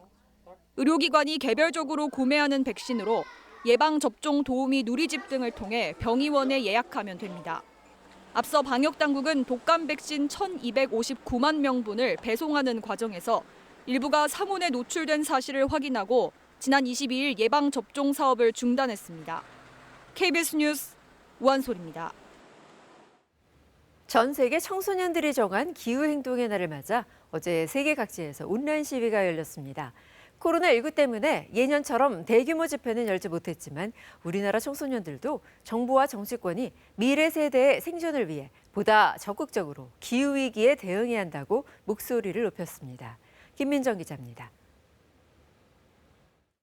늘 평온한 모습 그대로일 것 같은 국회의사당. 하지만 청소년들의 눈에는 기후위기 속 폭우로 물에 잠긴 국회의 모습이 보입니다. 전 세계 청소년들이 일제히 기후위기 대응을 촉구하는 기후행동의 날을 맞아 우리나라에서도 100여 명의 청소년들이 학교에 가는 대신 온라인 시위에 참여했습니다. 코로나19 여파로 대규모 시위는 불가능해졌지만 미래 세대에게 기후위기는 현실이고 생존의 문제라며 힘을 보탰습니다. 저는 이제 암울한 미래를 그리면서 살 수밖에 없는 거예요. 기후위기에 더 절박함을 느끼게 되는 것 같아요. 올여름 역사상 가장 긴 장마라는 경고를 마주하기 전부터 청소년과 시민들은 헌법재판소를 향해 미래 세대의 생존권 보호를 촉구했고 기업과 정부, 국회를 향해서도 때로는 침묵으로 때로는 행동으로 움직이자고 호소했습니다. 인류의 멸종이란 얘기는 과장이 아닙니다. 2010년부터 2017년까지 우리나라 온실가스 배출량은 단 한 번도 감축 목표치를 달성하지 못했습니다. 국회는 비상결의안을, 정부는 2030년까지 배출 전망치 대비 37%를 감축하겠다는 목표를 내놨지만 쉽지 않아 보입니다. 구체적인 행동이 필요하다. 지금의 1.5도 목표 그리고 배출 제로를 명시한 법제화를 빨리 해야 될 거라고 보고요. 스웨덴 스톡홀름에서도 청소년 환경활동가 그레타 툰베리가 앞장서 결석 시위를 벌이는 등 지구촌 곳곳에서 기후위기 대응책을 마련하라는 호소가 이어졌습니다. The climate crisis has never once been treated as a crisis, and unless we treat it as a crisis, we won't be able to so-called solve it. KBS 뉴스 김민정입니다.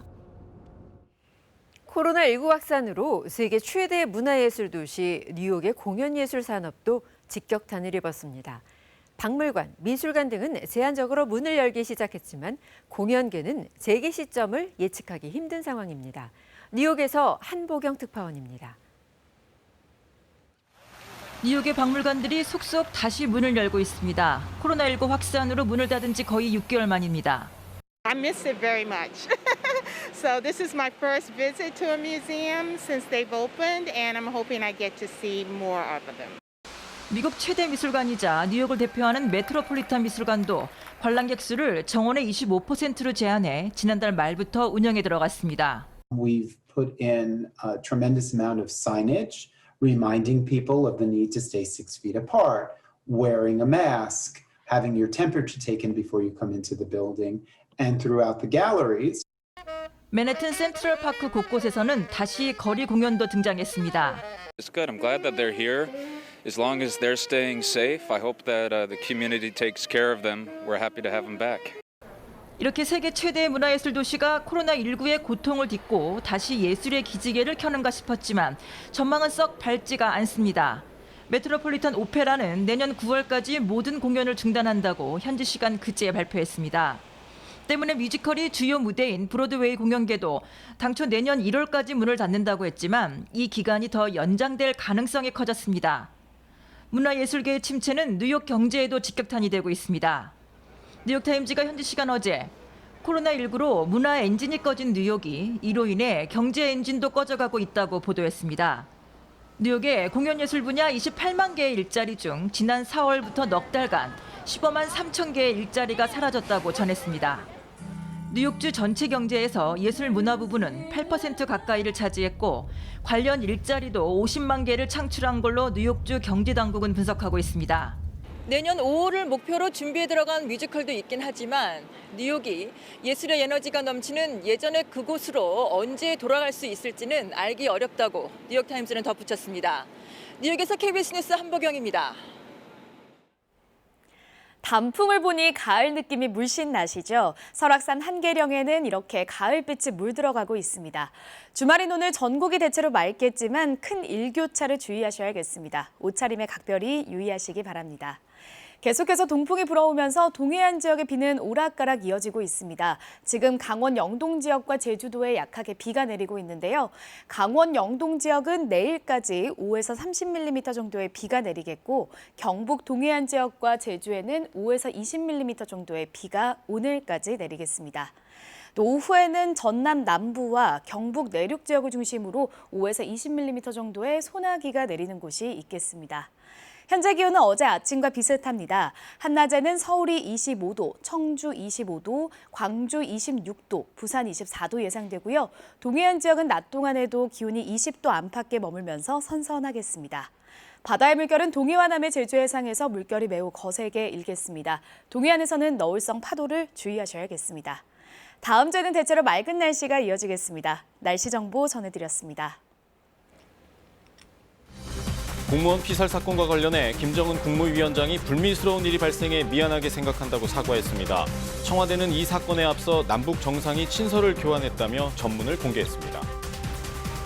미 국무부는 김 위원장의 사과가 도움이 되는 조치라고 평가했습니다.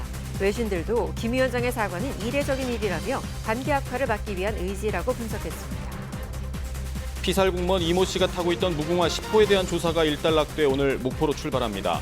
이 시의 월북 가능성에 대해 크게 반발하고 있는 유족들은 오늘 국회에서 공식 면담을 가집니다. 코로나19 신규 확진자가 하루 새 114명이 늘어나 사흘 연속 세 자릿수를 기록했습니다. 일본 정부는 한국인 포함 3개월 이상 체류자에 대한 신규 입국을 허용하기로 했습니다. 서해상에서 우리 공무원이 피살된 사건과 관련해 북한이 사과를 담은 통지문을 보내왔습니다. 김정은 위원장은 불미스러운 일이 일어났다며 문재인 대통령과 남녘 동포들에게 대단히 미안하게 생각한다고 밝혔습니다. 정창화 기자입니다. 북한은 어제 오전 노동당 중앙위원회 통일전선부 명의로 통지문을 보내왔습니다. 김 위원장은 먼저 우리 측에 사과의 뜻을 전했습니다. 우리 측 수역에서 뜻밖의 불미스러운 일이 발생하여 문재인 대통령과 남녘 동포들에게 커다란 실망감을 더해준 데 대해 대단히 미안하게 생각한다는 김 위원장의 공식 사과는 공무원이 피살되고 시신이 훼손됐다는 우리 정부 발표가 있은 지 하루 만입니다.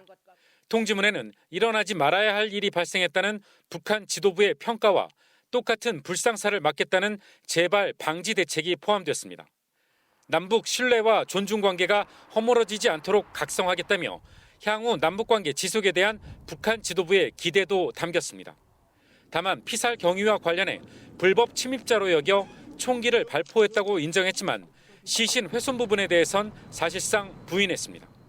문 대통령은 북한 측 통지문을 전달받은 뒤 국군의 날 기념식에 참석했습니다. 공무원 피살 사건이나 북한 관련 언급 없이 강한 안보 대비 태세를 강조했습니다. 국민의 생명과 안전을 위협하는 그 어떤 행위에 대해서도 단호히 대응할 것임을 국민들께 약속드립니다. 청와대는 우리 정부의 추가 대책과 조치에 대해선 계속 검토할 것이라고 밝혔습니다. KBS 뉴스 정창화입니다. 박지원 국정원장은 국회 정보위원들에게 피살 사건을 설명하면서 김정은 위원장이 개입한 정황은 없다고 밝혔습니다. 또 북한에는 시신 공동수색을 제안하겠다고도 말했습니다. 이 내용은 이화진 기자입니다. 박지원 국정원장은 어제 국회 정보위 비공개 간담회에서 북한이 피살 공무원의 시신을 발견하지 못했다고 한 만큼 시신 수색을 요구하고 원인 규명을 위한 협력을 구하겠다고 했습니다.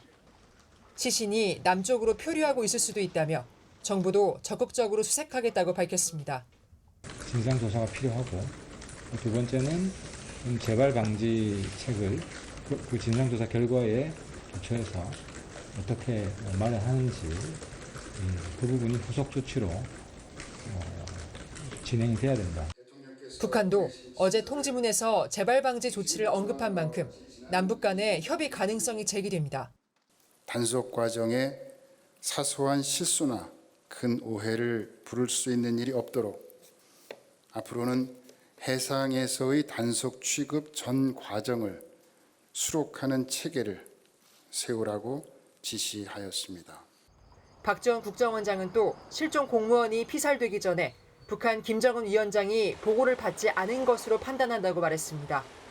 과거 서해 교전처럼 중간 간부 지시로 움직인 것으로 보인다면서 국정원 첩보상에서도 김 위원장의 개입 정황은 없다고 밝혔습니다. 사전에 김정은 위원장이 보고를 받지 못한 것으로 보인다는 이런 그렇게 뭐 판단이나 어떤 근거가 있는 것 같지만 전체적으로서 그런 거 아니냐 하는 그 국정원장의 그 언급은 있었습니다. 박 위원장은 북한이 보내온 사과에 대해서는 의미가 있다고 말했습니다. 표현 수위와 서술 방법 등이 상당히 이례적이고 진솔한 것으로 평가했습니다. KBS 뉴스 이화진입니다. 김정은 위원장의 사과 통지문이 공개되자 정치권 표정은 크게 엇갈렸습니다. 대북 규탄 결의안까지 추진하던 민주당은 일단 신중론으로 돌아섰고 야당은 대통령 책임론을 내세우며 공세에 주력했습니다. 정하연 기자입니다. 오전까지만 해도 국회 차원의 대북 규탄 결의안을 촉구했던 민주당. 북한의 반문명적이고 야만적 만행은 용납될 수 없습니다. 오후 들어 북한의 사과 통지문이 공개되자 분위기가 바뀌었습니다. 북한 최고 지도자가 사과의 뜻을 밝힌 건 매우 이례적이라고 의미를 부여했습니다. 재발 방지를 위한 북측 나름의 조치에 대해서 소개를 하고 있습니다. 이런 것들은 변화라고 생각이 됩니다. 민주당은 북한도 사태 악화를 원하지 않는다는 걸 확인했고 시신 훼손 등 남북 주장이 엇갈리는 부분에 대해선 앞으로 공동조사를 통해 대화가 복원될 수도 있다는 기대도 보이고 있습니다. 세월호 7시간에 빗대 대통령 행적 규명에 주력하던 국민의힘은 다소 당혹스런 분위기입니다. 북한의 사과는 진정성도 없고 무책임하다고 일축하면서 대통령의 책임을 따져 묻겠다며 본회의 긴급 현안 질의를 요구했습니다. 이번 사안의 근본 책임은 북한에 있지만 북한이 최악의 만행을 저지를 때까지 저지하지 못한 우리 군과 정부의 책임 또한 가볍지 않습니다. 국민의힘은 오늘 피살된 공무원 유가족 면담과 당 차원의 진상조사 TF 등을 통해 북한과 정부 책임론을 부각시킨다는 계획입니다. 국회 외통위는 대북규탄 결의안 채택을 논의했지만 여야 의견 차이로 무산됐습니다. KBS 뉴스 정아연입니다. 청와대는 문재인 대통령과 김정은 국무위원장이 주고받은 친서를 전격 공개했습니다. 코로나19 등 여러 난관을 잘 극복하자는 응원과 함께 남북관계 복원에 대한 기대가 담겼는데요. 문 대통령이 유엔 총회에서 종전 선언을 제안한 배경이었던 것으로 분석됩니다. 홍성희 기자의 보도입니다. 친서를 먼저 보낸 건 문재인 대통령. 지난 8일입니다. 코로나19와 집중호우, 태풍 피해를 언급하며 모두에게 큰 시련의 시기라고 썼습니다. 이어 김 위원장이 재난 현장을 찾아 어려운 이들을 위로하고 앞에서 헤쳐나가고자 하는 모습을 공감으로 대하고 있다고 말했습니다. 특히 쓰러진 벼는 세우면 되지만 사람 목숨은 되돌릴 수 없다며 생명을 강조했습니다. 8천만 동포의 생명과 안위를 지키는 것은 우리가 어떠한 도전과 난관 속에서도 반드시 지켜내야 할 가장 근본일 것입니다. 서로 돕지 못하는 현실이 안타깝다고도 했는데 문 대통령은 그동안 북한에 대해 방역과 보건 협력을 제안해왔습니다. 나흘 뒤 도착한 김정은 위원장의 답장. 아픔을 겪고 있는 남녘과 함께하고 싶은 진심을 전한다고 썼습니다. 막중한 부담을 홀로 이겨낼 문 대통령의 노고라는 표현을 쓰며 위기를 이겨낼 것으로 믿는다고 말했습니다. 남북관계 개선에 대한 기대를 내비쳤습니다. 끔찍한 올해의 이 시간들이 속히 흘러가고 좋은 일들이 차례로 기다릴 그런 날들이 하루빨리 다가오기를 손꼽아 기다리겠습니다. 이로부터 사흘 뒤인 15일 문 대통령이 종전선언이 담긴 유엔 연설을 녹화했는데 친서가 배경 중 하나였던 것으로 분석됩니다. 친서 교환은 지난 3월 이후 6개월 만입니다. 개성 연락사무소 폭파 등 경색된 남북관계에도 정상 간 대화는 이어졌습니다. 그러나 청와대는 현재 상황에서는 남북관계에 대한 기대를 언급할 때가 아니라고 밝혔습니다. KBS 뉴스 홍성입니다. 미 국무부도 신속하게 입장을 내고 김정은 위원장의 사과는 도움이 되는 조치라고 평가했습니다. 외신들은 북한 지도자가 특정 현안에 대해 남측에 사과한 것은 이례적이라며 관계 역할을 막기 위한 의지를 보인 것이라고 분석했습니다. 버지니아에서 서주영 특파원의 보도입니다. 김정은 위원장의 공개 사과에 대한 미 정부의 평가는 일단 긍정적입니다. 미 국무부 대변인은 KBS 서면 질의에 대한 답변에서 북한이 한국 정부의 사과와 함께 경위 설명을 한 것을 알고 있다고 밝혔습니다. 이어 북한의 사과는 도움되는 조치라고 덧붙였습니다. 도움되는 조치에 대한 부연 설명은 없었지만 북한이 상황 악화를 막기 위해 필요한 조치를 취했다는 뜻으로 읽힙니다. 아울러 피살 공무원의 가족과 친구들에게 깊은 애도를 표한다고 말했습니다. 미 국무부는 또 전날 밝혔던 입장도 재확인했습니다. 동맹인 한국이 북한을 규탄하고 자세한 해명을 요구한 것을 지지한다. 한미 동맹을 다시 한번 강조한 것으로 풀이됩니다. 외신들도 김 위원장의 사과 소식을 긴급 뉴스로 전하면서 이례적이라고 평가했습니다. CNN은 김 위원장이 군부가 저지른 잘못에 대해 공개적으로 사과한 건 보기 드문 일이라고 전했습니다. 워싱턴 포스트는 북한이 총격에 대한 사과를 하고 한국 정부가 남북 정상의 서신을 공개한 것은 어느 쪽도 관계 악화의 위험을 무릅쓰지 않을 것을 시사한 것이라고 분석했습니다. 영국 BBC는 그럼에도 불구하고 한국인들이 이 일을 쉽게 용서하거나 잊어버리지 않을 것 같다고 전했습니다. 다만 한국인들의 분노를 누그러뜨리는데 김 위원장의 개인적인 사과가 어느 정도 역할을 할지도 모른다고 조심스럽게 전망했습니다. 이런 가운데 이도훈 한반도 평화교섭본부장이 오는 27일 워싱턴을 방문해 스티븐 비건 국무부 부장관과 북핵 수석대표 협의를 할 예정입니다. 다음 달 초 폼페이오 국무장관의 방한을 앞두고 열리는 이번 협의에서 양측은 피살 공무원 사건과 관련해 한반도 정세에 미칠 영향과 비핵화 협상 재개를 위한 방안 마련을 위해 머리를 맞댈 것으로 보입니다. 버지니아에서 KBS 뉴스 서지영입니다. 피살된 공무원 이 씨가 있었던 어업지도선 무궁화 10호에 대한 조사는 마무리됐습니다. 연평도 해상에서 진행됐던 조사를 마무리한 무궁화 10호는 목포로 이동할 예정입니다. 연평도에 있는 기자 전화 연결돼 있습니다. 이호준 기자, 조사는 언제 마무리됐습니까? 네, 조사는 어제 저녁 9시쯤 마무리됐습니다. 해양경찰은 어제 저녁 9시 무궁화 10호에 대한 2차 조사를 끝냈다고 밝혔습니다. 금요일에 이어 어제 오후엔 과학수사관이 추가로 승선을 했는데요. 선박의 행적을 기록하는 GPS 플로터를 확인해 무궁화 10호의 움직임을 파악했습니다. 또한 디지털 포렌식 작업도 이어졌습니다. 사건 발생 이틀 전부터 고장난 선내 CCTV와 피살된 이 씨가 실종 전에 사용한 공용 컴퓨터 등을 조사했습니다. 이 밖에 해경은 이 씨의 금융과 보험 계좌, 휴대전화 통화 내용 등도 보고 있습니다. 그럼 무궁화 10호는 연평도에 더 있을 이유가 없을 텐데 언제 이동을 하죠? 네, 무궁화 10호는 오늘 아침 8시에 출항지인 목포로 이동할 예정입니다. 연평도 해상에서 조사가 마무리되면서 선박 이동이 결정된 겁니다. 하지만 기상 상황 등 변동 사항이 생기면 출발 시각은 바뀔 수 있습니다. 해경 관계자는 이후 추가 조사가 필요하다면 목포에서 이뤄질 예정이라고 설명했습니다. 또한 이 씨 시신을 찾기 위한 수색 작업도 진행 중입니다. 네, 그런데 이 씨가 실종되고 한참 후에나 함께 승선해 있던 동료들이 알았다면서요. 네, 그렇습니다. 이 씨의 마지막 행적이 확인된 건 21일 새벽 1시 35분입니다. 동료들은 10시간 후인 같은 날 11시 30분에 이 사실을 알게 됐습니다. 이 씨는 당시 2인 1조 근무를 서고 있었지만 어떻게 해야 한다는 세부 규정이 없었습니다. 그날 새벽 4시까지 당직 근무였는데 인수인계 과정에서도 이 씨의 존재가 파악되지 않았습니다. 실종 사실을 더 빨리 알 수도 있었다는 점에서 아쉽다는 지적이 제기가 되고 있습니다. 지금까지 대연평도에서 KBS 뉴스 이호준입니다. 정부는 통신 감청 정보 등을 근거로 피살된 공무원이 월북을 시도한 가능성이 높다 이렇게 강조했지만 유족 측은 월북할 이유가 전혀 없다면서 반발하고 있습니다. 특히 유족들은 국방부가 구조를 위해 아무 역할도 하지 않았다고 강하게 비판했습니다. 이승재 기자입니다. 북한군에 의해 사살된 공무원 이모 씨의 친형 이래진 씨.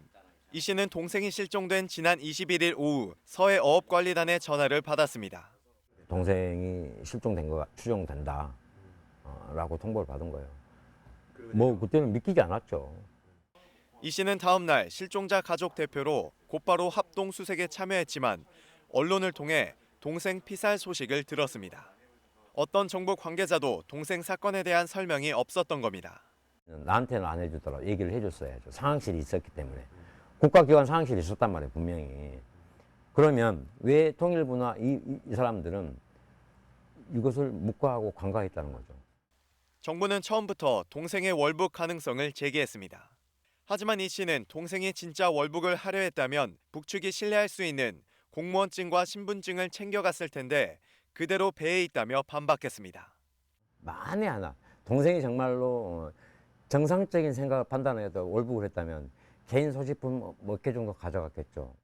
또 동생이 북측에 발견된 직후인 지난 22일 오후 6시 반쯤 군 당국이 어업지도선으로 전화를 걸어와 구명조끼 숫자를 파악했다며 국방부는 이미 이때부터 구명조끼를 동생의 월북 증거로 사용하려 했다고 주장했습니다. 이 씨는 특히 국방부가 동생을 발견한 뒤 피살될 때까지 6시간 동안 구조를 위해 아무런 역할도 하지 않았다고 비판했습니다. 보고를 받았던 지휘라인들 다 줄줄 쭉쭉쭉 올라갔을 거니까 보고가. 이 씨는 이번 사건과 관련해 오늘 국회에서 공식 면담을 할 계획입니다. KBS 뉴스 이승재입니다. 네, 다음 소식입니다. 그동안 막혀있던 일본 입국이 다음 달부터 일부 풀릴 것 같습니다. 일본 정부가 석 달 이상 중장기 체류자들은 하루 1,000명까지 입국을 허용하기로 한 건데요. 다만 관광객들의 무비자 입국은 여전히 금지됩니다. 이 내용은 도쿄에서 황현택 특파원입니다. 다음 달 1일부터 일본 신규 입국이 가능해집니다. 스가 총리 취임 이후 처음 열린 코로나19 대책회의에서 일본 정부가 결정한 내용입니다. 대상은 일본에서 3개월 이상 중장기 체류하는 외국인으로 경제와 의료, 교육, 문화활동 등에 관련된 사람들입니다. 가을 학기를 맞아 외국인 유학생도 입국이 전면 허용됩니다. 이에 따라 지난 3월 이후 막혀있던 한국인의 일본 신규 비자 취득도 6개월여 만에 풀리게 됐습니다. 感染拡大の防止と社会経済活動の両立、このことを図っていくために、これらの対策に引き続き全力で当たっていただきたい。 다만 관광객의 무비자 입국은 계속 금지되고 입국자 수도 당장은 하루 1,000명으로 제한됩니다. 일본에 입국하려면 출입국 때 각각 코로나19 검사를 받아 음성임을 확인하고 입국 후에는 2주 동안 자택이나 호텔에 대기하는 등 자율 격리를 해야 합니다. 世界中の国々がですね、感染が落ち着いてくればですね、当然往来を活発化していこう。 일본 정부는 지금까지 한국을 포함해 세계 159개 국가로부터의 입국을 원칙적으로 금지해 왔습니다. 규제가 풀리면 현재 나리타 등 3곳뿐인 입국 공항도 후쿠오카 등 다른 지역으로 확대될 것으로 보입니다. 도쿄에서 KBS 뉴스 황현택입니다. 미국의 코로나19 재확산 속도가 심상치 않습니다. 하루 3만 명대를 유지하던 확진자 수가 4만 명대를 넘어 급증하기 시작했고 누적 확진자 수도 이미 700만 명이 넘었다, 이런 보도가 나오고 있습니다. 미국 수도와 가까운 버지니아주 주지사 부부도 확진 판정을 받았습니다. 버지니아에서 김은규 특파원입니다. 미 오하이오주에서 마스크 쓰기를 거부하는 한 여성이 체포에 저항하다 전기총까지 맞았습니다. 코로나19 확진자와 사망자 세계 1위인 미국은 기초적인 마스크 쓰기에서조차 이런 충돌이 일상화된 지 오래입니다. 워싱턴 DC와 접한 버지니아주 주지사는 부인과 함께 코로나19 확진 판정을 받았습니다. 함께 일하던 직원으로부터 전염된 것으로 보인다고 버지니아주는 밝혔습니다. 노덤 주지사는 코로나19의 위협은 실질적이라며 전염성이 매우 강하다고 말했습니다. 직접 확진 판정을 받은 주지사는 그래서 주민들에게 코로나19의 위협을 제발 심각하게 여겨달라고 호소했습니다. 버지니아 주지사 확진에 앞서 미주리주와 오클라호마 주지사도 확진 판정을 받은 바 있습니다. 미국의 코로나19 재확산세가 심상치 않습니다. 확진자 수가 700만을 넘었다고 존스 홉킨스 대는 밝혔습니다. 하루 3만 명대로 주춤하던 확진자 수가 4만 명대 중반으로 급증하기 시작했습니다. 지난주부터입니다. 경제를 다시 열라는 트럼프 대통령에 호응한 플로리다 주지사는 이 와중에 술집과 식당을 완전히 열 수 있도록 지침을 완화했습니다. For those law-abiding men and women who just want to live their lives, we got your back. More help is on the way. 파우치 박사 등 많은 과학자들이 가을, 이른바 2차 대유행을 강력히 경고하고 있지만 이를 귀담아 듣지 않는 사람들도 무시할 수 없을 만큼 많습니다. 버지니아에서 KBS 뉴스 김은규입니다. 어제 코로나19 신규 확진자 수가 114명으로 나타난 가운데 방역당국은 추석 연휴, 유흥시설 집합금지 등 구체적인 방역 방침을 밝혔습니다. 취재 기자 연결해 자세한 소식 알아보죠. 신지수 기자, 확진자 상황부터 알려주시죠. 질병관리청 중앙방역대책본부는 어제 0시 기준으로 신규 확진자가 모두 114명이라고 밝혔습니다. 이 가운데 국내 발생 신규 확진자는 95명이고 해외 유입 사례는 19명입니다. 위중증 환자는 128명, 사망자는 2명입니다. 코로나로 인한 누적 사망자는 395명입니다. 국내 발생 중에는 서울이 55명, 경기가 26명, 인천이 1명의 확진자가 발생해 여전히 수도권에 집중돼 있습니다. 서울 지역에는 산발적인 집단 감염이 계속되고 있죠. 네, 서울 도봉구 예마루 데이케어 센터에서는 확진자가 18명으로 늘었습니다. 지난 22일 처음 확진자가 나왔는데 이용자 9명, 직원 6명, 가족과 지인 3명으로 집계됐습니다. 이들은 밀폐된 공간에서 오랜 시간 함께 생활하며 식사와 간식을 먹은 것으로 파악됐습니다. 관악구 사랑나무 어린이집에서도 근무자 1명이 23일 최초 확진된 후 어린이집 관계자 4명, 원생 1명, 가족 1명이 양성 판정을 받았습니다. 서울시는 역학 조사 결과 화장실 등을 공동 사용하고 거실에서 함께 식사하는 등 노출 위험이 있다고 밝혔습니다. 강남구의 부동산 업체 DYD 벨로먼트에서도 5명이 확진됐습니다. 추석을 앞두고 있는데요. 정부가 구체적인 특별 방역 대책을 내놨죠? 네, 정부는 28일부터 다음 달 11일까지 추석 연휴 특별 방역 기간으로 정했는데요. 먼저 비수도권의 경우 2주간 유흥시설 집합 금지 조치를 실시합니다. 다만 다음 달 5일부터는 지자체가 상황에 따라 유흥시설 영업 여부를 정할 수 있습니다. 수도권에서는 고향에 내려가지 않는 시민들이 많이 찾을 것으로 보이는 식당, 놀이공원, 영화관에 대한 방역을 강화할 예정입니다. 뛰어앉기, 사전 예약하기 등을 철저히 지키도록 하겠다는 겁니다. 다만 정부는 국민들의 피로감을 해소하기 위해 미술관, 박물관, 도서관 등 실내 국공립시설을 다시 개장하기로 했습니다. 대신 이용 인원을 절반 이하로 제한하기로 했습니다. 추석 2주 동안 음주운전 단속도 강화됩니다. 늦은 시간에 음주 행위를 줄이겠다는 방침입니다. 방역당국은 연휴 기간 가급적 집에서 머물면서 여행과 외출을 자제해 줄 것과 마스크 쓰기와 손 씻기 등 개인 위생 수칙을 잘 지켜달라고 강조했습니다. 지금까지 사회부에서 KBS 뉴스 신지수입니다. 어제까지 사흘 연속 다시 코로나19 확진자가 3자릿수를 기록하고 있는데요. 일부 보수단체는 경찰의 개천절 도심 집회 금지 방침을 받아들일 수 없다며 법원에 행정소송을 냈습니다. 경찰은 서울 전역에 걸쳐 3중으로 검문소를 설치해 개천절 집회를 원천 봉쇄하겠다고 밝혔습니다. 문예슬 기자가 보도합니다. 지난달 광복절, 서울 광화문에서 열린 대규모 집회를 주도했던 8.15 비대위. 비대위에 참여했던 한 보수단체가 법원에 행정소송을 제기했습니다. 코로나19 확산을 막겠다며 경찰이 통보한 집회 금지 처분을 받아들일 수 없다는 이유입니다. 또 본안 소송 결과가 나올 때까지 집회 금지 처분의 효력을 일단 중단해달라며 집행 정지 신청도 함께 냈습니다. 이들은 방역 수칙을 지킬 수 있는데도 기계적으로 모든 집회를 금지해선 안 된다며 개천절 집회를 강행하겠다고 밝혔습니다. 우리 국민들이 집회를 통해서 이 정권과 맞서는 길 말고는 우리는 없다고 생각하기 때문에 앞서 또 다른 보수단체는 개천절 군중 집회를 취소하는 대신 차량을 이용한 집회를 열겠다고 예고했습니다. 경찰은 경찰청장과 전국의 지방경찰청장이 모인 화상회의에서 모든 경찰력을 동원해 집회를 원천 봉쇄하겠다고 예고했습니다. 도심권 진입을 차단하고 주요 집결 예정 장소에는 경력과 장비를 최대한 동원하여 집결을 철저히 차단할 것입니다. 이를 위해 서울시 경계와 주요 한강다리, 4대 문안 거점 지역에 3중으로 검문소를 운영하기로 했습니다. 경찰은 차량 집회도 금지 통보하고 집회 참여자의 차량 견인, 운전면허 정지 취소 등의 강력한 조치를 하기로 했습니다. 한편 중앙사고수습본부는 광복절 집회로 600여 명의 확진자가 발생하는 등 막대한 사회경제적 비용이 발생했다며 개천절 집회가 허용돼서는 안 된다는 의견서를 서울행정법원에 제출했습니다. KBS 뉴스 문예슬입니다. 대중교통을 이용할 때 마스크 착용이 의무화된 지 벌써 석 달이 넘었습니다.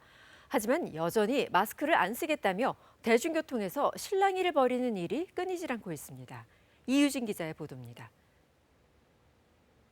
마스크를 턱에 걸친 채 버스에 오르는 50대 남성. 마스크를 제대로 쓰라는 버스기사의 요청에 화를 냅니다. 운행 도중에도 버스기사가 마스크를 제대로 써달라고 요청하지만 끝까지 버티며 실랑이를 벌입니다. 실랑이는 버스가 7km가량을 운행하는 20분 동안 내내 이어졌습니다. 버스기사는 더 이상 버스를 운행할 수 없다는 판단에 버스를 멈추고 경찰에 신고했습니다. 결국 이 남성은 경찰에 입건됐습니다. 마스크를 제대로 착용을 해달라고 요청을 드렸더니 기사님한테 욕을 하시면서 난동이 있었던 사고입니다. 지난달 전북 익산에서 마스크를 쓰지 않아 승차를 거부당한 50대 남성이 버스기사를 보복 폭행하고 지난 7월엔 충북 청주의 도심에서 50대 남성이 마스크 착용을 요구한 버스기사를 무차별 폭행했습니다. 대중교통 마스크 착용이 의무화된 이후 현재까지 270여 명이 마스크 착용을 거부하며 폭력 등을 행사하다 기소 의견으로 송치됐습니다. 대중교통 등에서 방역수칙을 지키지 않거나 마스크를 착용하지 않는 경우에 저희는 무관용 원칙에 따라 엄중히 처벌하고 있습니다. 마스크 쓰기는 코로나19 확산을 막기 위한 기본 중의 기본입니다. 마스크 착용이 의무화된 장소에서 이를 어기는 사람에 대해선 시민들의 적극적인 요구와 신고, 그리고 엄정한 법 집행이 필요해 보입니다. KBS 뉴스 이유진입니다. 코로나19로 마스크 수요가 급증하면서 전국 곳곳에 마스크 공장이 우후죽순 생겨나고 있습니다. 하지만 마스크 공급 과잉으로 휴업이나 폐업하는 곳이 속출하고 있다고 합니다. 황정한 기자가 보도합니다. 대전의 한 마스크 제조업체는 마스크 대란이 한창이던 지난 2월 문을 열었습니다. 마스크 특수를 기대하고 뛰어들었지만 처음 해본 마스크 공장은 쉽지 않았습니다. 후발업체들은 그냥 빨리 만들고 싶어서 그냥 아무 장비나 막 샀잖아요. 그런 장비들을 운용하는 기술자들이 없으니까 고생을 했고. 공장이 본궤도에 오르자 이번엔 마스크 수요가 줄면서 가격이 뚝 떨어졌습니다.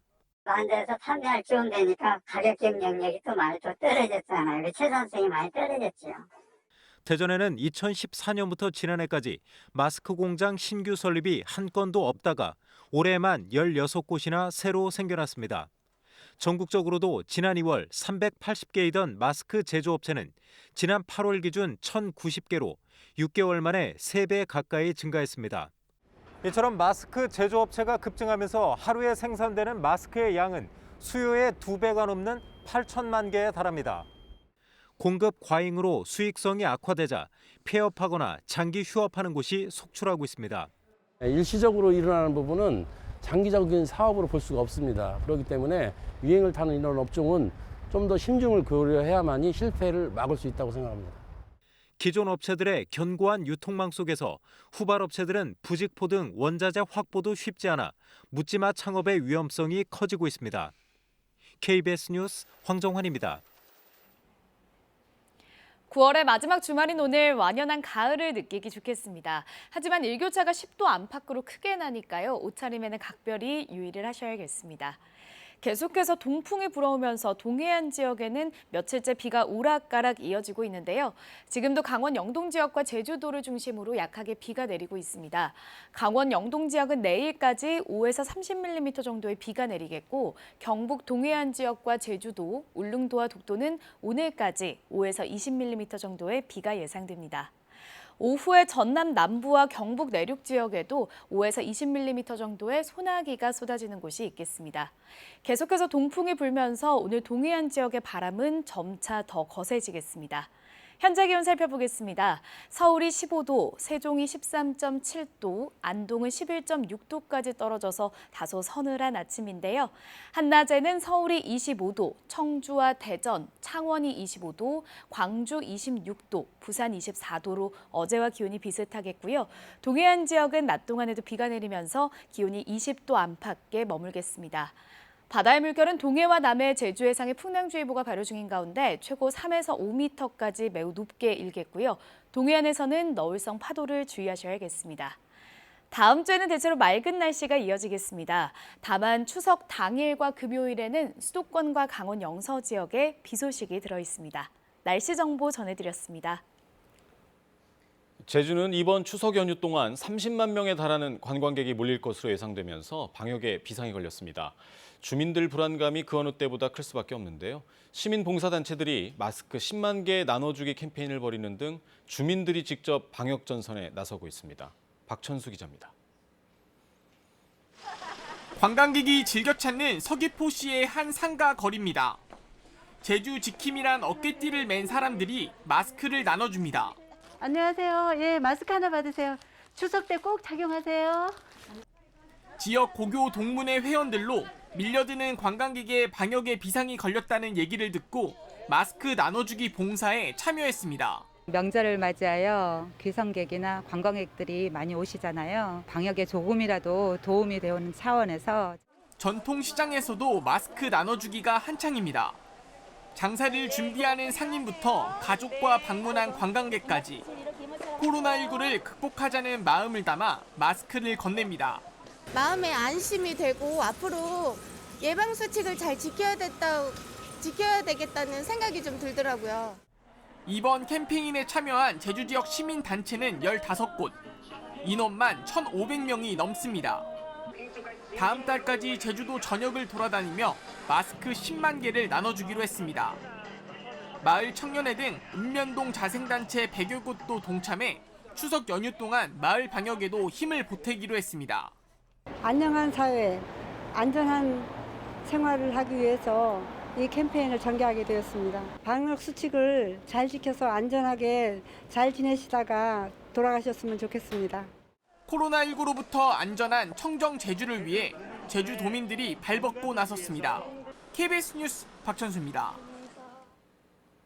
박양우 문화체육관광부 장관은 어제 서울 중구 롯데호텔에서 열린 제12차 한중 고위 언론인 포럼 개막식에서 코로나로 비대면 문화가 확산되고 있는 만큼 한국과 중국도 지금과는 다른 경제 협력 방안을 모색할 필요가 있다고 밝혔습니다.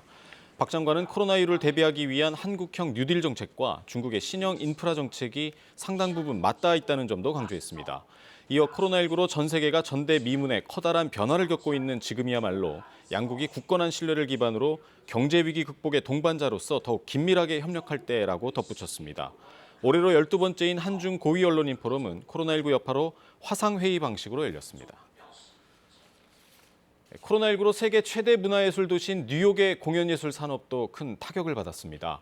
박물관이나 미술관은 일부 문을 열기도 했지만 공연계는 재개 시점을 예측하기 힘들 만큼 어려운 상황이라고 합니다. 이 소식은 뉴욕에서 한보경 특파원이 전하겠습니다. 뉴욕의 박물관들이 속속 다시 문을 열고 있습니다. 코로나19 확산으로 문을 닫은 지 거의 6개월 만입니다. I miss it very much. So this is my first visit to a museum since they've opened, and I'm hoping I get to see more of them.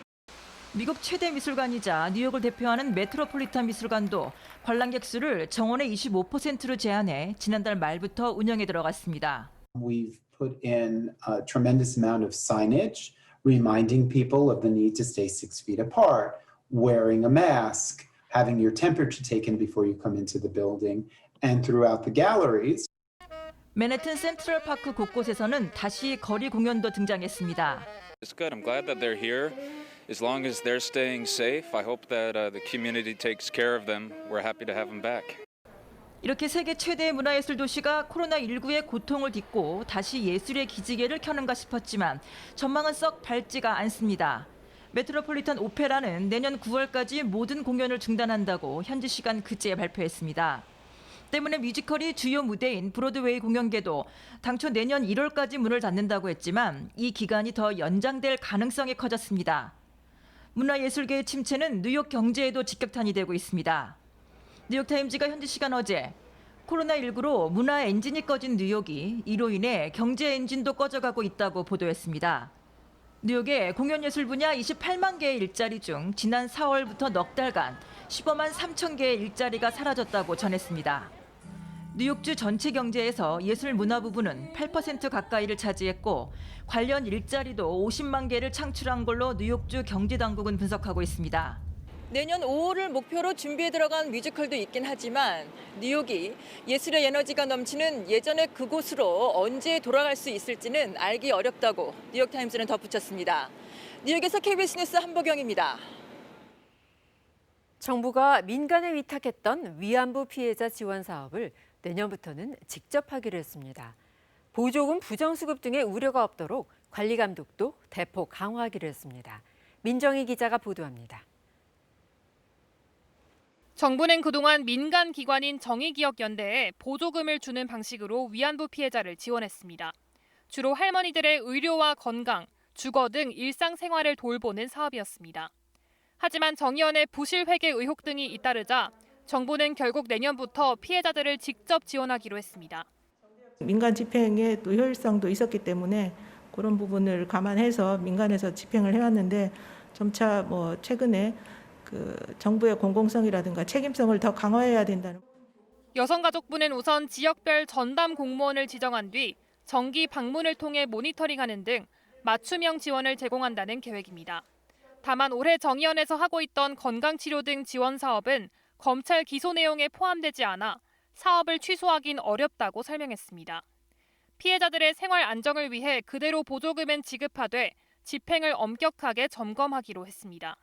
반기별 지급에서 월별 지급으로 바꾸고 전달 사용 내역의 적정성을 확인한 뒤 보조금을 주는 방식으로 강화됩니다. 하지만 민간에 맡겨왔던 사업을 정부가 맡아 가져오면서 인력 부족 등을 우려하는 지적도 있습니다. 피해자를 깊이 알고 이해하고 또 피해자와 교류하고 또 이 위안부 문제를 잘 알고 있는 그런 전문가를 여성가족부 내에 채용을 하거나 육성하셔야 한다고 생각합니다. 정부는 검찰 기소 내용에 포함된 정신대 문제 대책협의회 사업들에 대해선 정대협 측에 소명을 요청하고 법 위반이 확인될 경우 보조금 교부 취소 절차를 밟겠다고 밝혔습니다. KBS 뉴스 민정입니다. 타자의 기량은 30 중반 이후 급락한다는 에이징 커브 이론. 기아의 최영우에게는 어울리지 않습니다. 38에도 펄펄 나는 최영우는 욕심을 버리는 것이 비결이라고 합니다. 문영규 기자의 보도입니다. 양준혁, 이승엽, 김태균에 이어 역대 4번째 1300타점 고지에 오른 최영우. 38살의 나이에 리그 결승타 부분 2위일 정도로 최고의 해결사지만 최영우는 앞으로는 후배들이 더 치고 올라오기를 바랍니다. 근데 이게 어떻게 보면 좋은 점은 아닌데 왜냐면 저 말고도 이제 젊은 선수들이 더 많이 하고 더 해야 되는 게 맞는 건데 타자 기량이 20대 후반에 만개해 30대를 지나면서 급격히 떨어진다는 에이징 커브 이론은 통하지 않습니다. 실제로 최영우의 연도별 OPS를 살펴보면 소폭 하락은 있지만 에이징 커브로 볼 수는 없습니다. 최영우는 욕심을 버리는 것이 비결 아닌 비결이라고 말합니다.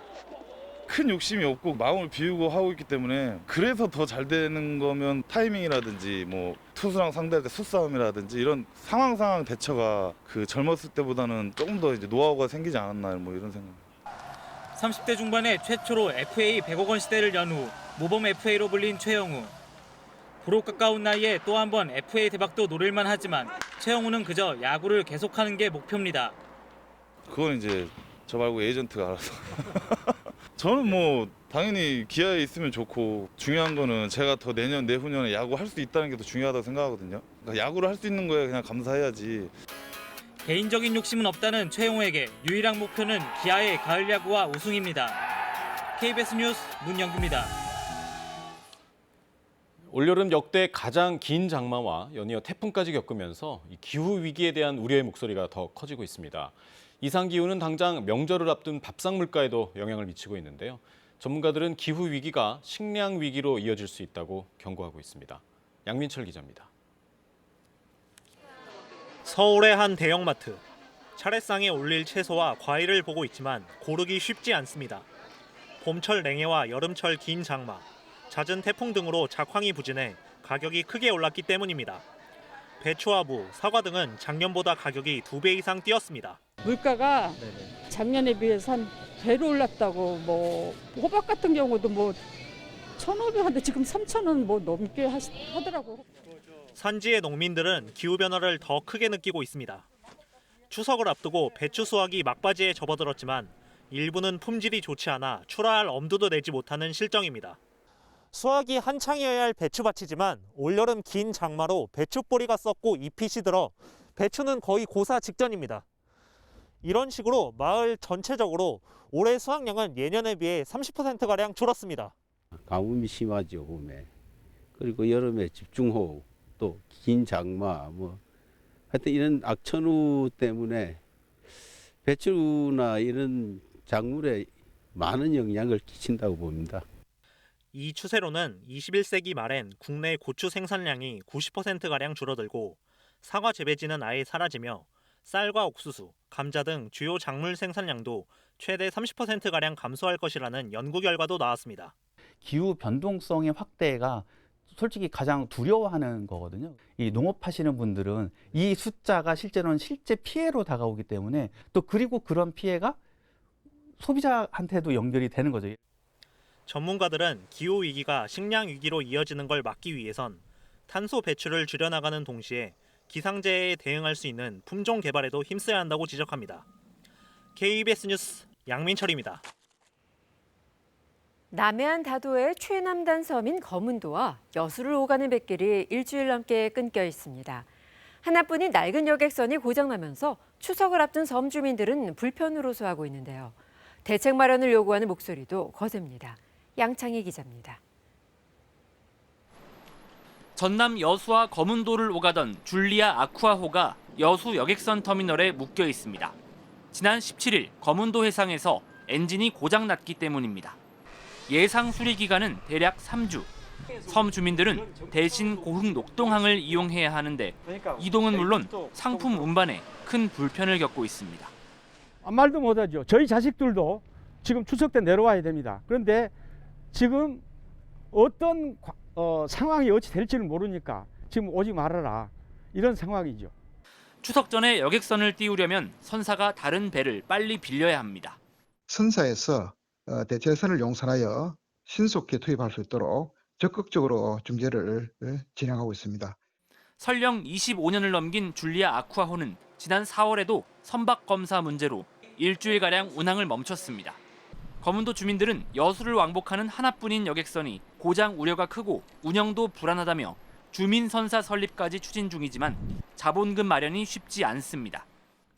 여수와 거문도를 연결하는 항로를 안정적으로 운영하기 위해서는 여수시가 자체적으로 지원 방안을 마련해야 한다는 지적도 잇따라 나오고 있습니다. 이동권과 생존권에 대한 도선민을 위해서라도 지자체가 적극적으로 나서야 된다고 생각합니다. 섬 주민들의 이동권 보장과 섬 관광 활성화를 위해서 장기적으로 여객선 공영제를 도입하자는 주장도 제기됩니다. KBS 뉴스 양창희입니다. 이 시각 교통 상황 알아보겠습니다. 한국도로공사입니다. 매년 명절이 되면 고속도로 통행료가 면제됐는데요. 이번 추석은 다릅니다. 지역 간 이동을 최소화하기 위한 조치로 요금소 통과 시 통행료를 정상적으로 납부하셔야 하는데요. 또 다른 집단 감염 예방을 위해 개인 위생 관리에도 잘 신경 쓰시기 바랍니다. 네, 이 시각 경기권 위주로 정체가 증가합니다. 영동선 인천 방면은 용인부터 양지까지가 가장 어렵고요. 광주 원주간 고속도로 지방 쪽은 고속도로 초입 구간인 초월터널 부근 지나기 어렵습니다. 서울 양양선 양양 쪽으로는 아직까지 화도 일대 제외하고 전 구간에서 수월하게 이동하실 수 있겠고요. 서해안 고속도로 목포 방면은 부분적인 정체 이어지면서 매송과 비봉 또 서해대교 부근 지나기가 버겁습니다. 평택 시흥간 고속도로는 이미 남한산 부근 정체가 시작됐죠. 평택 쪽으로 짧게 막히고요. 경부고속도로 부산 방면은 도심 부근 서초에서만 서행하고 있습니다. 한국도로공사 교통방송이었습니다.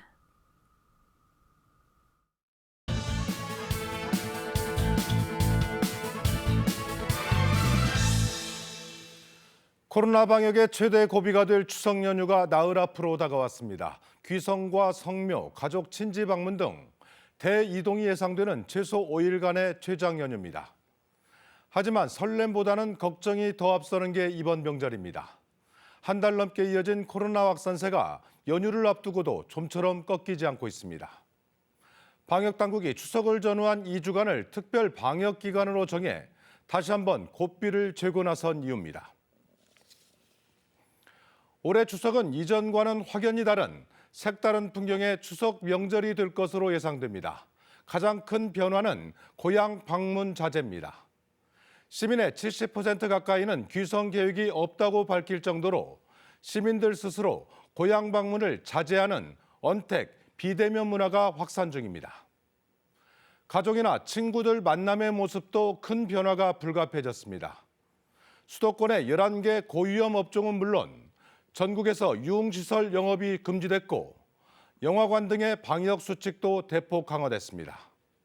실내 50인, 실외 100인 이상 모임이 금지돼 민속놀이 등 추석 고유의 명절 행사도 개최가 불가능합니다. 하지만 우려의 지점도 곳곳에서 발견됩니다. 특히 고향 방문 대신 여행을 계획한 분들이 많아 관광지가 감염 확산의 진원지가 될 수 있다는 우려입니다. 갈수록 방역에 피로감이 늘고 긴장감이 떨어지고 있는 점도 걱정을 더 키우는 부분입니다.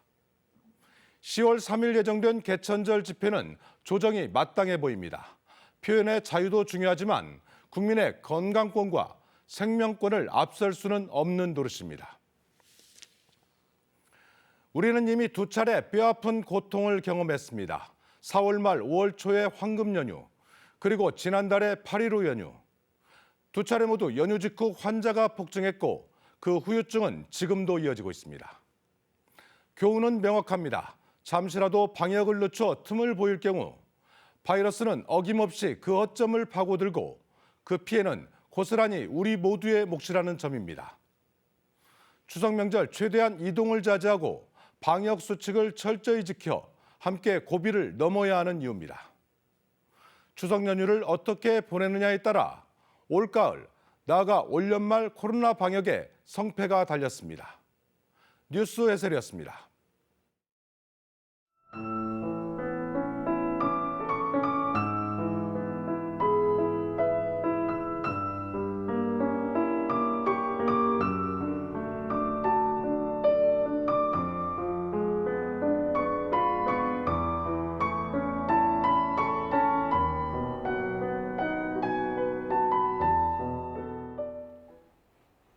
(9월의) 마지막 주말인 오늘 완연한 가을을 만끽하기 좋겠습니다. 전국 대부분 지역이 맑을 텐데요. 하지만 10도 안팎으로 크게 벌어지는 일교차는 주의하셔야겠습니다.